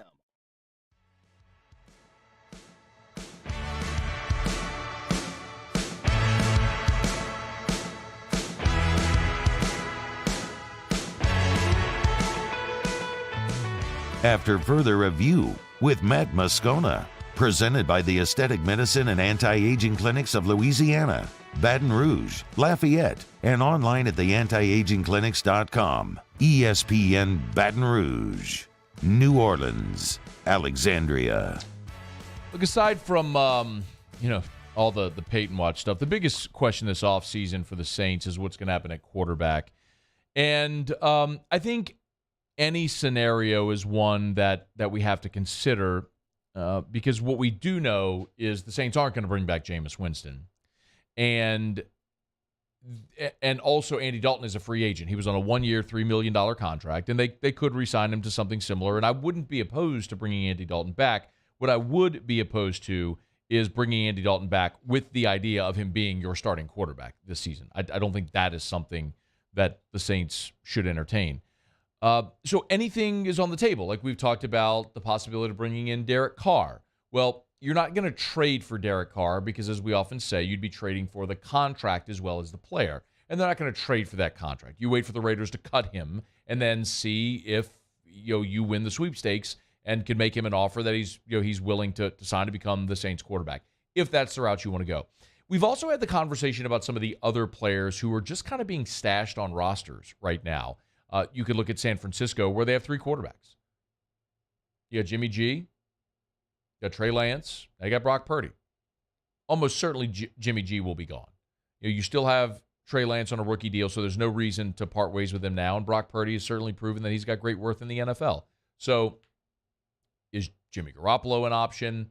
The other one people will often talk about is Jordan Love, because Jordan Love was a first-round pick there in Green Bay, and Aaron Rodgers has just continued to extend his career there in Green Bay. And Jordan Love has sat the bench for his entire career to this point, similar to what Rodgers did at the beginning when he was sitting behind Favre. Well, the news today that got a lot of people talking about Aaron Rodgers' future is the fact that Nathaniel Hackett has been hired by the Jets as their new offensive coordinator. If you're not familiar with the backstory, Nathaniel Hackett was the OC for 3 years in Green Bay, 2 seasons of which Rodgers won the MVP. This year, he left Green Bay and was the head coach of the Denver Broncos. If we rewind the clock a year, when the Broncos hired Nathaniel Hackett, the whole conversation was they hired Hackett because they're going to make a push for Rodgers. And ultimately, we know what happened. Rodgers stayed in Green Bay, and the Denver Broncos went and made their push and traded for Russell Wilson. It didn't work out. Nathaniel Hackett, not a great head coach, really good offense coordinator, play caller. We even saw it during his time as the OC in Jacksonville. Remember that Blake Bortles team with Fournette? Was it 2017 that went to the 2017? It was 20. It had to be 28. 2016 was Fournette's last year in Baton Rouge. So that'd be 2018 when they went. I think it was 2018 when Jacksonville went to the AFC Championship game against Pittsburgh. Like they were. I mean, it was kind of incredible. He was the OC on that team with Blake Bortles. So I'm sorry, it was the AFC Championship game against New England. It was against. It was the year New England It was the Nolan no-call year. And then New England went and played the Rams. That's what it was. So anyway, Nathaniel Hackett going to the Jets, he's a proven offensive coordinator. That part of it makes sense. But the Jets don't have a quarterback. And there's a lot of people assuming today that the Jets are going to make a push for Aaron Rodgers the same way that the assumption was when Hackett went to Denver last year. That was going to be the same thing. So all of this to say, not that, listen, there's no shot of Aaron Rodgers coming to New Orleans. That's not what I'm saying. What I'm saying is if you're a Saints fan or if you're the Saints organization and you're considering all possibilities, and if backups, young backups waiting for their opportunity is part of your consideration, if Aaron Rodgers leaves Green Bay to go to the Jets, it means the Packers are moving forward with Jordan Love, and that's no longer an option for you. Okay, if that's the case, but then you just scratch him off the list. Jordan Love is an intriguing prospect because he was good enough to be a first-round draft pick. He has been there in Green Bay. He's been sitting and watching one of the best ever to do it with multiple MVP seasons. And the limited sample size that we've seen Jordan Love, of course, Rodgers missed a game due to COVID last year, and Love started and looked pretty good. So when we've seen Jordan Love play, it's looked pretty good, looked good in the preseason. And so there is intrigue there, but what would it take to get him away from Green Bay? Green Bay is likely going to want a first-round pick for their former first-round pick. I'm not sure the Saints would be willing to part with that. But it's just keeping an eye on all of the options for New Orleans right now under center as they move through this offseason. And what becomes more and more crystal clear is the fact that there's not a really good option for the Saints. And it sucks to say that, but it's true. Lamar Jackson is going to be the number one free agent in this offseason class. But even if he doesn't reach an extension with Baltimore, they're going to franchise tag him. I cannot see a scenario where Baltimore lets Lamar Jackson get away. So if you're the Saints, do you want to make a play for Geno Smith? Do you want to make a play for Jimmy Garoppolo? Is it someone like Jordan Love or maybe a Trey Lance, depending on what it would cost to get that person? That seems a little outlandish. I don't think you're going to go to the Baker Mayfield, Sam Darnold well there. What are you really accomplishing? Do you just go to the draft? My assumption is that you got to add multiple quarterbacks. I mean, obviously, you're going to cut Jameis, so maybe it's Andy Dalton that you re-sign and then you draft a quarterback, or maybe you make a trade for a quarterback, or you wait to see who else might be available on the free agent market. Maybe it's Derek Carr, if in fact he's cut by the Raiders, and that's the option you go. But there's no great option. If you had a top 10 pick, you'd have a great option. You'd have the opportunity to draft a quarterback in the top 10 and draft your potential franchise. Not to say it's going to hit, but it could. For the Saints, it's more than likely going to be use your second-round pick on a quarterback and hope that you connect. I want to get into this list of the top 50 free agents from Pro Football Focus here in just a second. Let me remind you about Michelli Weighing and Measurement. Michelli.com. Now, they've blown past that 75-year anniversary. This is year 76 for Michelli Weighing and Measurement. If you want to make your business more effective, you weigh or measure something. If you need precision measurement devices calibrated, you need Michelli Weighing and Measurement. They offer ISO 17025 accreditation. Their track system allows you 24/7, 365 access to all of your calibration certificates, which makes you more efficient. You ever get audited? Easy. Just pull up the track system. You have all of your certificates right there so you can get back to work in a hurry. It's Michelli Weighing and Measurement. For a list of their products and services, go to the website at Michelli.com. That's Michelli.com for Michelli Weighing and Measurement. So I mentioned Pro Football Focus has their list of the top 50 free agents this offseason. You can go to Pro Football Focus. It's at the website. No surprise, we said number one on the list is quarterback Lamar Jackson of the Baltimore Ravens. Geno Smith is number two, despite being an aging quarterback. Boy, what a season, leading Seattle to the postseason this year. Another quarterback, number three, there's Tom Brady on the list. It's weird that you'd see Geno Smith ahead of Tom Brady, but for obvious reasons there. Javon Hargrave of the Eagles is number four. Safety Jesse Bates of the Bengals, 5. Jamal Dean from Tampa, 6. That's kind of what you're looking at this list. Levante David, Jacoby Myers, Mike McGlinchey of the Niners, 9th, and Orlando Brown, the offensive tackle of the Chiefs, 10. That's how the top 10 shakes out on the list. And Only to say that just so you can understand some of the names that we're talking about here. But realistically, the Saints don't have the money to be spenders, or to be buyers in this free agent market, at least not at the top tier. The one that surprised me tremendously is number 20 on this list is Marcus Davenport. And I know a lot of Saints fans, you're going to roll your eyes, and you're right to roll your eyes.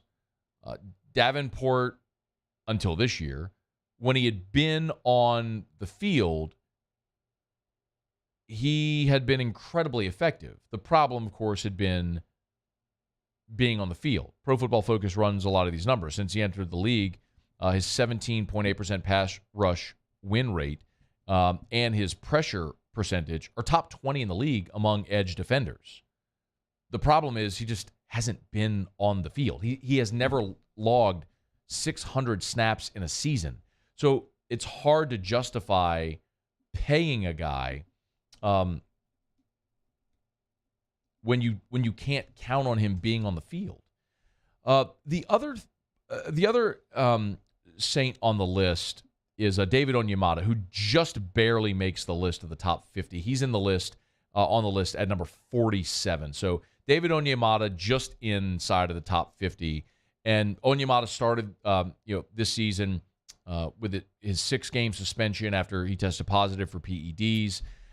And maybe, that's part of why you saw that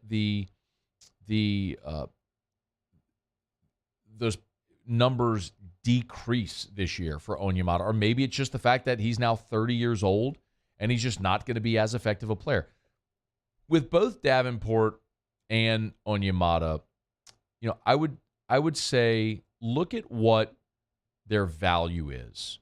What would it cost to get them done? If there's a team that is going to pay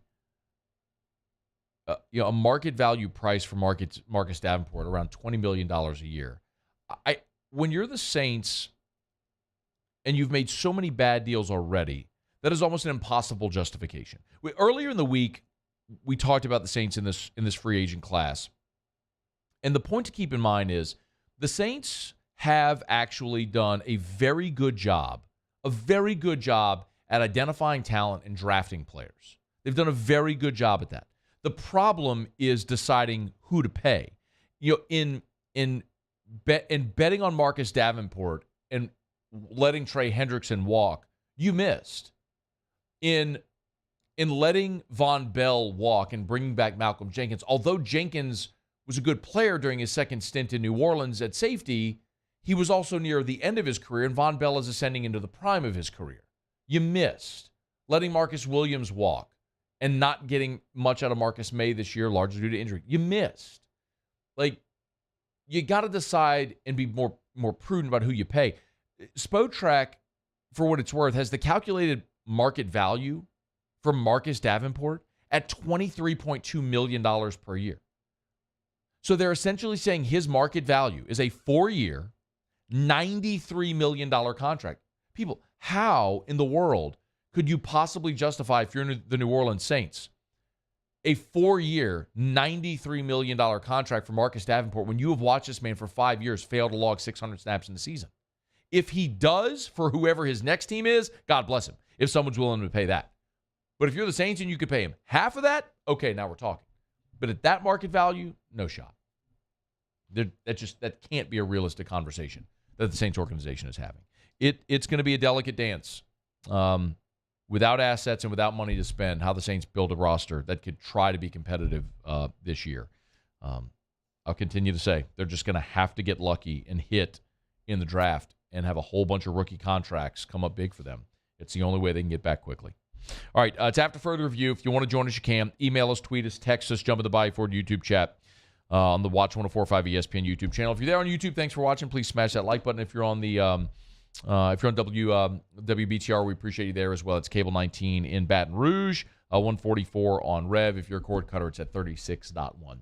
We appreciate you for listening or watching, however you are, every single day. Let me knock out a quick break. Otter Lock's coming up a little more than 10 minutes from right now. Don't you move. It's AFR. AFR. Buying or selling, commercial or residential. If you need a realtor, you need Darren James. 335-7666, 335-7666, or agent225.com. That's agent225.com. I want to remind you, working with Darren James obligates you to nothing. A lot of times people may be fearful. Hey, I don't want to hire a realtor. I don't want to pay commissions. I don't want to be locked into a contract. What if they don't get results? With Darren, you never have to worry about that. Commissions are negotiable.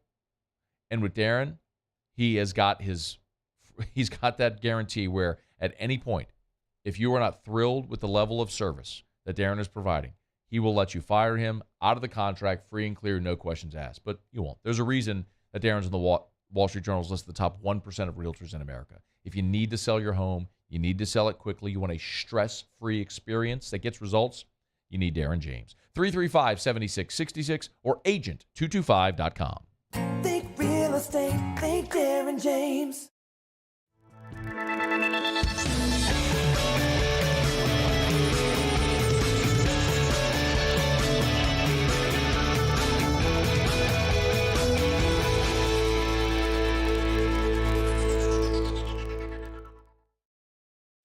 Louisiana.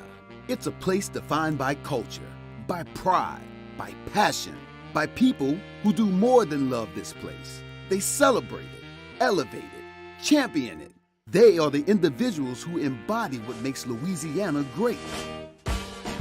The companies that make Louisiana a better place to work and live. The nonprofits leading transformational change in our communities.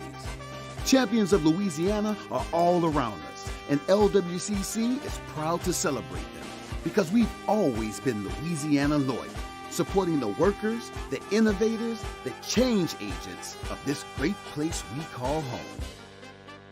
Who are the champions around you? Together, we can share their stories. Together, we can help our home state thrive. Together, we are Louisiana loyal. Always.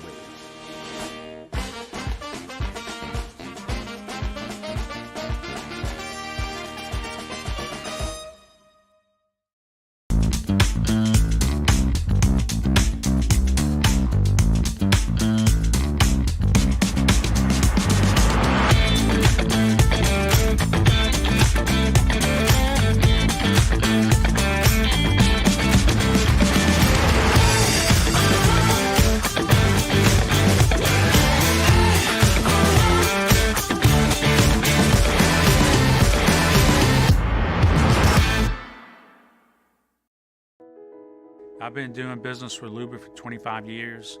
They're dependable, trustworthy. It's just the attention to detail with our clients. Our folks have years and years of experience. They're highly trained professionals, but many companies have that asset.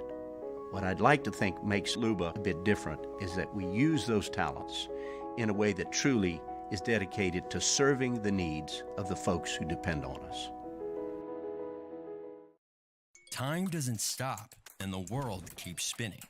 Community, culture, and communications, the powerful circle that connects us together.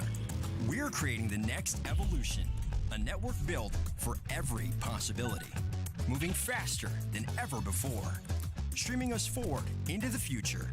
And the revolution is closer than you think. RTC, ETEL, and Vision are now Rev. New name, same company.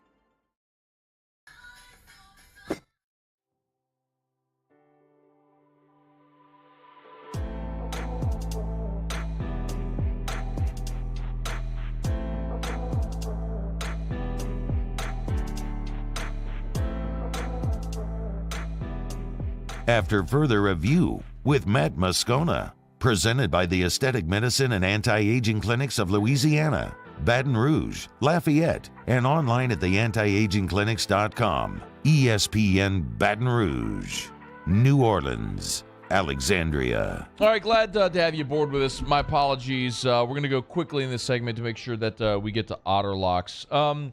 And listen, I think the conversation we were having in the last segment is going to cause a lot of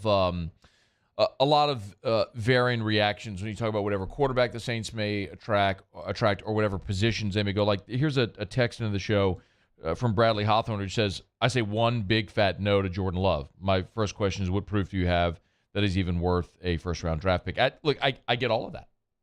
I get all of that. But the bottom line is you are not getting a proven winning starting quarterback in the NFL in their prime. There's no such thing. Because if you find one, you keep them, which is why it's absurd to think that the Ravens are going to let Lamar Jackson walk. The guy won an MVP. He's not going anywhere.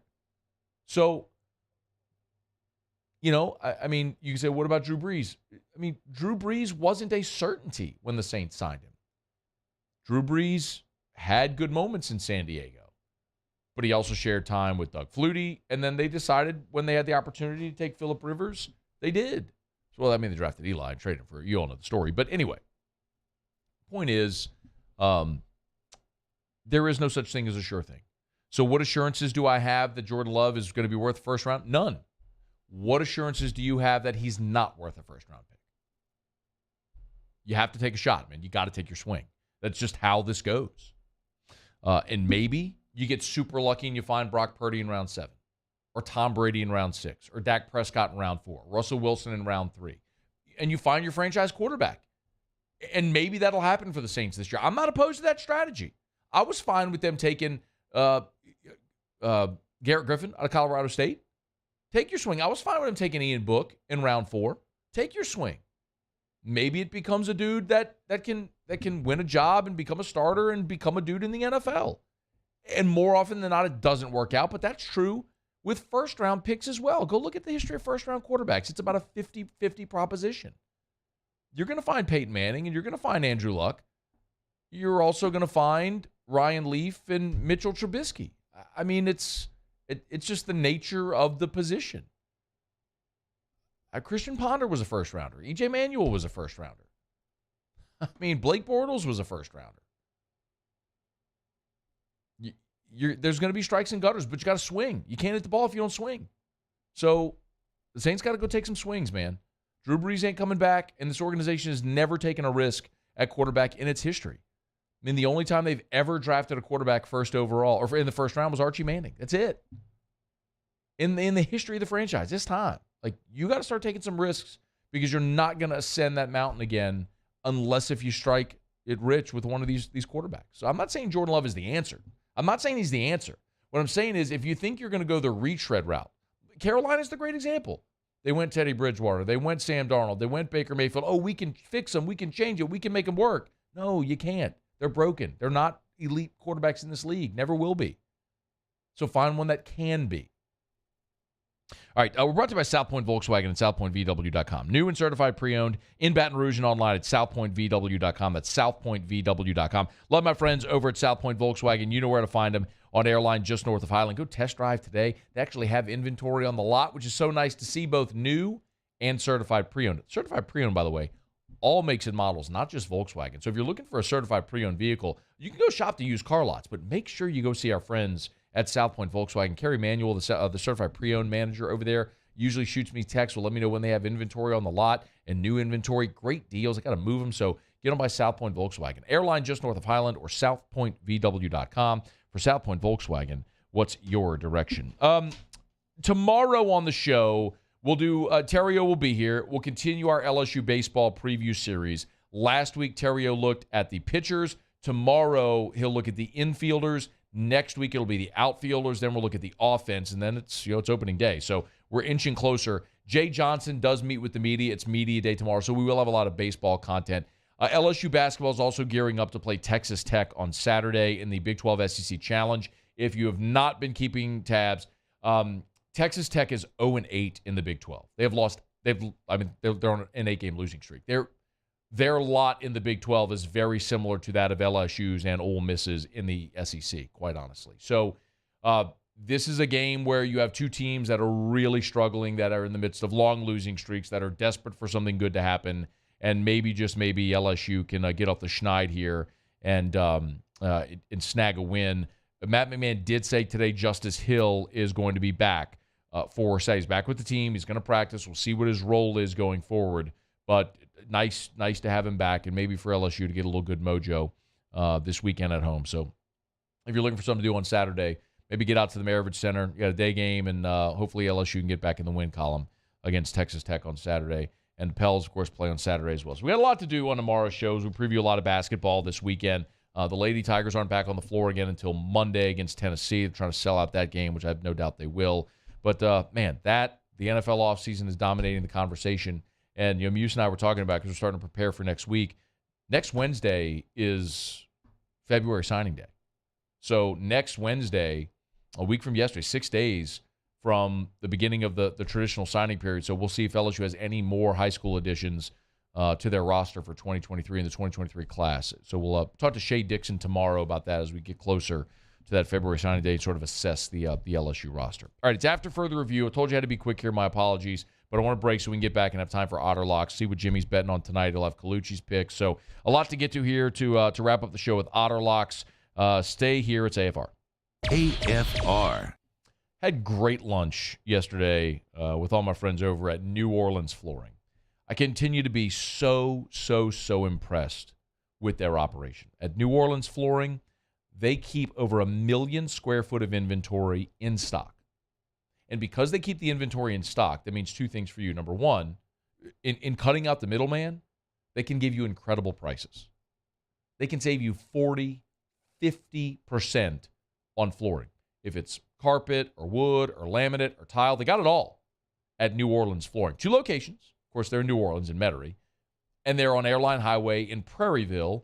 So if you're going south on Airline, you pass the Walmart in Prairieville on the right. And right there past the Walmart is New Orleans Flooring. Just look for the big blue sign. Walk in.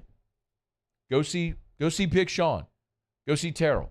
Great dudes over at New Orleans Flooring. They'll take great care of you. It's New Orleans Flooring. Online at NOLAflooring.com. Again, NOLAflooring.com. At Auctioner, we know healing is a team sport. That's why we've partnered with world-renowned orthopedic surgeon Dr. James Andrews to create the Auctioner Andrews Orthopedics and Sports Medicine Institute. Whether you're a professional athlete or a weekend warrior, our team of specialists are dedicated to getting you back in the game. So whatever your reasons are for reaching your personal best, we've only got one. You. Auctioner Andrews Institute. Long live you.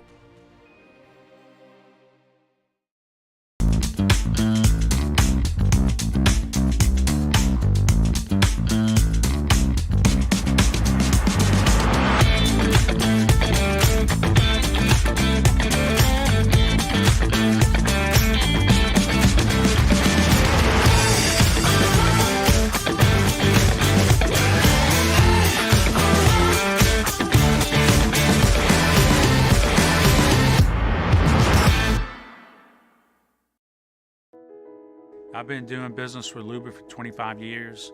They're dependable, trustworthy. It's just the attention to detail with our clients. Our folks have years and years of experience.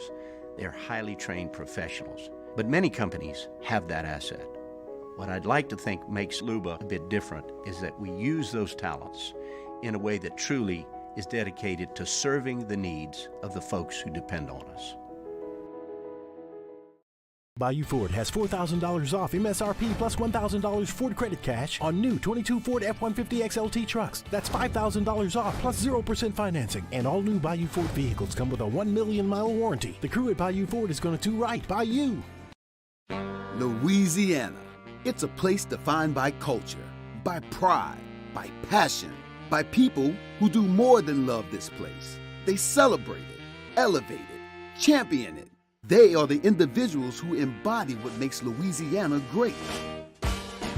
The companies that make Louisiana a better place to work and live. The nonprofits leading transformational change in our communities. Champions of Louisiana are all around us, and LWCC is proud to celebrate them because we've always been Louisiana loyal, supporting the workers, the innovators, the change agents of this great place we call home. Who are the champions around you? Together, we can share their stories. Together, we can help our home state thrive. Together, we are Louisiana loyal. Always.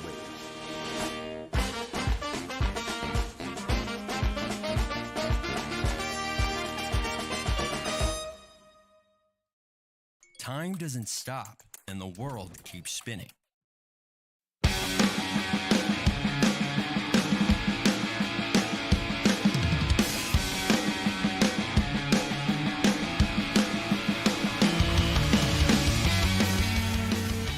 After further review with Matt Moscona, presented by the Aesthetic Medicine and Anti-Aging Clinics of Louisiana, Baton Rouge, Lafayette, and online at theantiagingclinics.com. ESPN Baton Rouge, New Orleans, Alexandria. Down the stretch, we come final segment here on a Thursday edition of AFR. One thing left to do, find out what we're betting on tonight. Time for Otter Locks. Otter Locks, presented by Lofton Staffing Services. At Lofton, we put people to work. Call us today at 924-0200 or go to lofton.jobs. So we turn to the one and only, the incomparable and incomprehensible, the Oddfather himself, Jimmy Ott. Otter, how are you?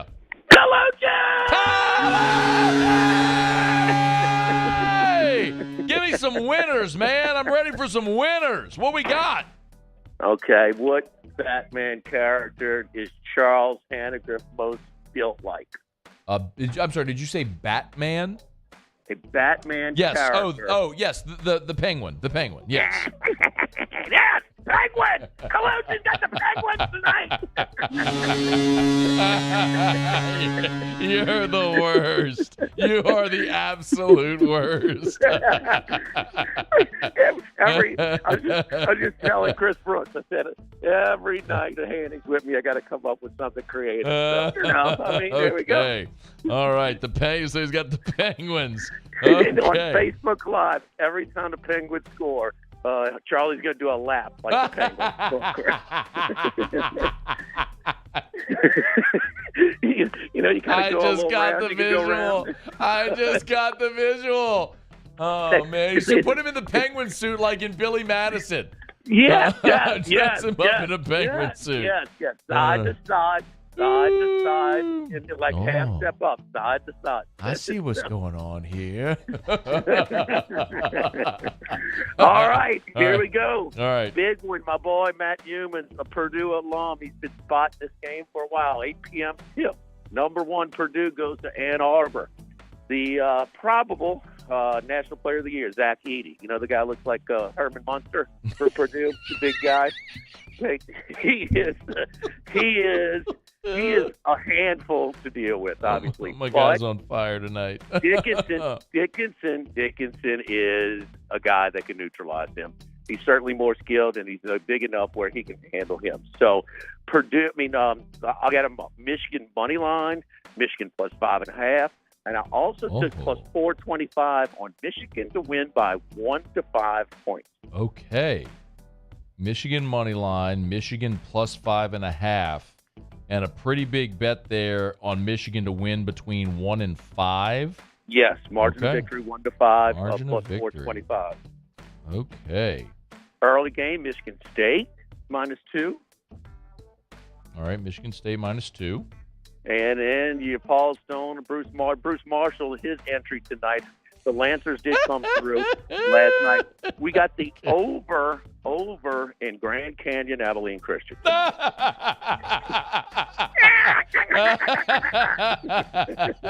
Grand Canyon and Abilene Christian over. Bruce Marshall is such a degenerate, and I love it so much. Both top 30 pace of play, so we got it. We get that man. Oh, holy moly, free holy. That's phenomenal. Oh, God. All right. So you're at Jolie Pearl tonight, no doubt. Yes, Jolie Pearl. But I got to lock in my Grand Canyon over right now. Over 140. All right, we're locked in. Over 140. That is the most ridiculous bet ever. Oh, man. Charlie, who's your favorite Batman character? Penguin. There you go. No, the Penguin. I heard it. You two are like an old Mary. Did he drop? He dropped. Okay, it's all good. They're at Jolie Pearl. Get to the DraftKings Sportsbook app to make your bets. Download the DraftKings Sportsbook app. You want to bet on all the stuff that the Otter just gave. Colucci's pick. He's got the Penguins. College basketball. He gave you Michigan on the money line plus 5.5 and margin of victory between 1 and 5. Michigan State laying 2 by the half a point. And the over in the over in Grand Canyon and Abilene Christian. Hey, Muse, take that one to the bank. Already bet it. I'm telling you. I bet it. If Bruce Marshall and Paul Stone are giving you small school basketball totals, take it to the bank, brother. And use the DraftKings Sportsbook app. Download the DraftKings Sportsbook app. Use the promo code Baton Rouge. Remember, NFL this weekend. Bet just $5 on the conference championship games. They'll give you $200 in free bets if you're a new customer. But you got to use the promo code Baton Rouge. One word. Download the DraftKings Sportsbook app and use the promo code Baton Rouge. 21 and older, physically present in Louisiana. Select parishes only. Bonus issued as free bets. One free bet issued based on amount of initial losing NFL bet up to $10. Eligibility, wagering, and deposit restrictions apply. Terms at sportsbook.draftkings.com/football terms. Licensing partner Gold Nugget Lake Charles. Gambling problem? Call 1-800-GAMBLER. 1-800-426-2537. What in the world just happened on this show? Bro. What in the world? Dude, Otter was on his game today. I mean, that was... And the dismount, bro. Yeah. Like, he didn't... Like, he just hung up the phone. Yeah. He mic dropped us. The Otter mic dropped us. What an incredible day. Incredible day. If you miss anything, AFR On Demand, presented by Brett Golf. Muse, Paulie, appreciate y'all. Have a great night. Football... Not a football Friday. It's a Friday with the Riot Radio and all this stuff tomorrow. See you. AFR. We're getting on down the road. We're brought to you by Shaw Bills Tire and Auto Service, ShawBillsTire.com. Been telling you every day for almost a decade now. Bumper-to-bumper auto service, name brand tires at wholesale prices. It's my honor every day to be able to represent Shaw Bills and tell you about these great people because they've been a Louisiana business for more than 50 years. And when you learn about Shaw Bills, what you learn is Charlie's dozen. A dozen benefits extended to every vehicle in your home when you buy tires at Shaw Bills. Things like free tire repair, free balancing, free tire rotations as needed. It's Shaw Bills. Bumper-to-bumper auto service, name brand tires at wholesale prices, and ask about the Charlie's dozen. They'll always save you money when you use your Shaw Bills credit card as well, and they offer you the customer's bill of rights. If you haven't seen it yet, go to the website, hit the About tab, scroll down. You'll see the 7 things that they guarantee that are your right as a customer when you're at Shaw Bills. They take care of you. They treat you like family. ShawBillsTire.com. Shaw Bills, we keep you rolling. There it is, the extra mile. On the border of expected and extraordinary for those willing to go further. Like vans customized for work or play. With safety and tech to keep you connected. Supported by a 5-star sales, service, and finance team. And backed by the 1-star you know. So go the extra mile. It's never crowded because so few have what it takes to go there. Mercedes-Benz Vans. Gulf Coast Bank and Trust is giving our customers the power to bank anywhere, anytime during this challenging event. And we're right there with you. Our mobile banking app is a smart way to manage your money and time. Gulf Coast Bank and Trust, the bank that cares about you. I've been doing business with Luba for 25 years. They're dependable, trustworthy. It's just the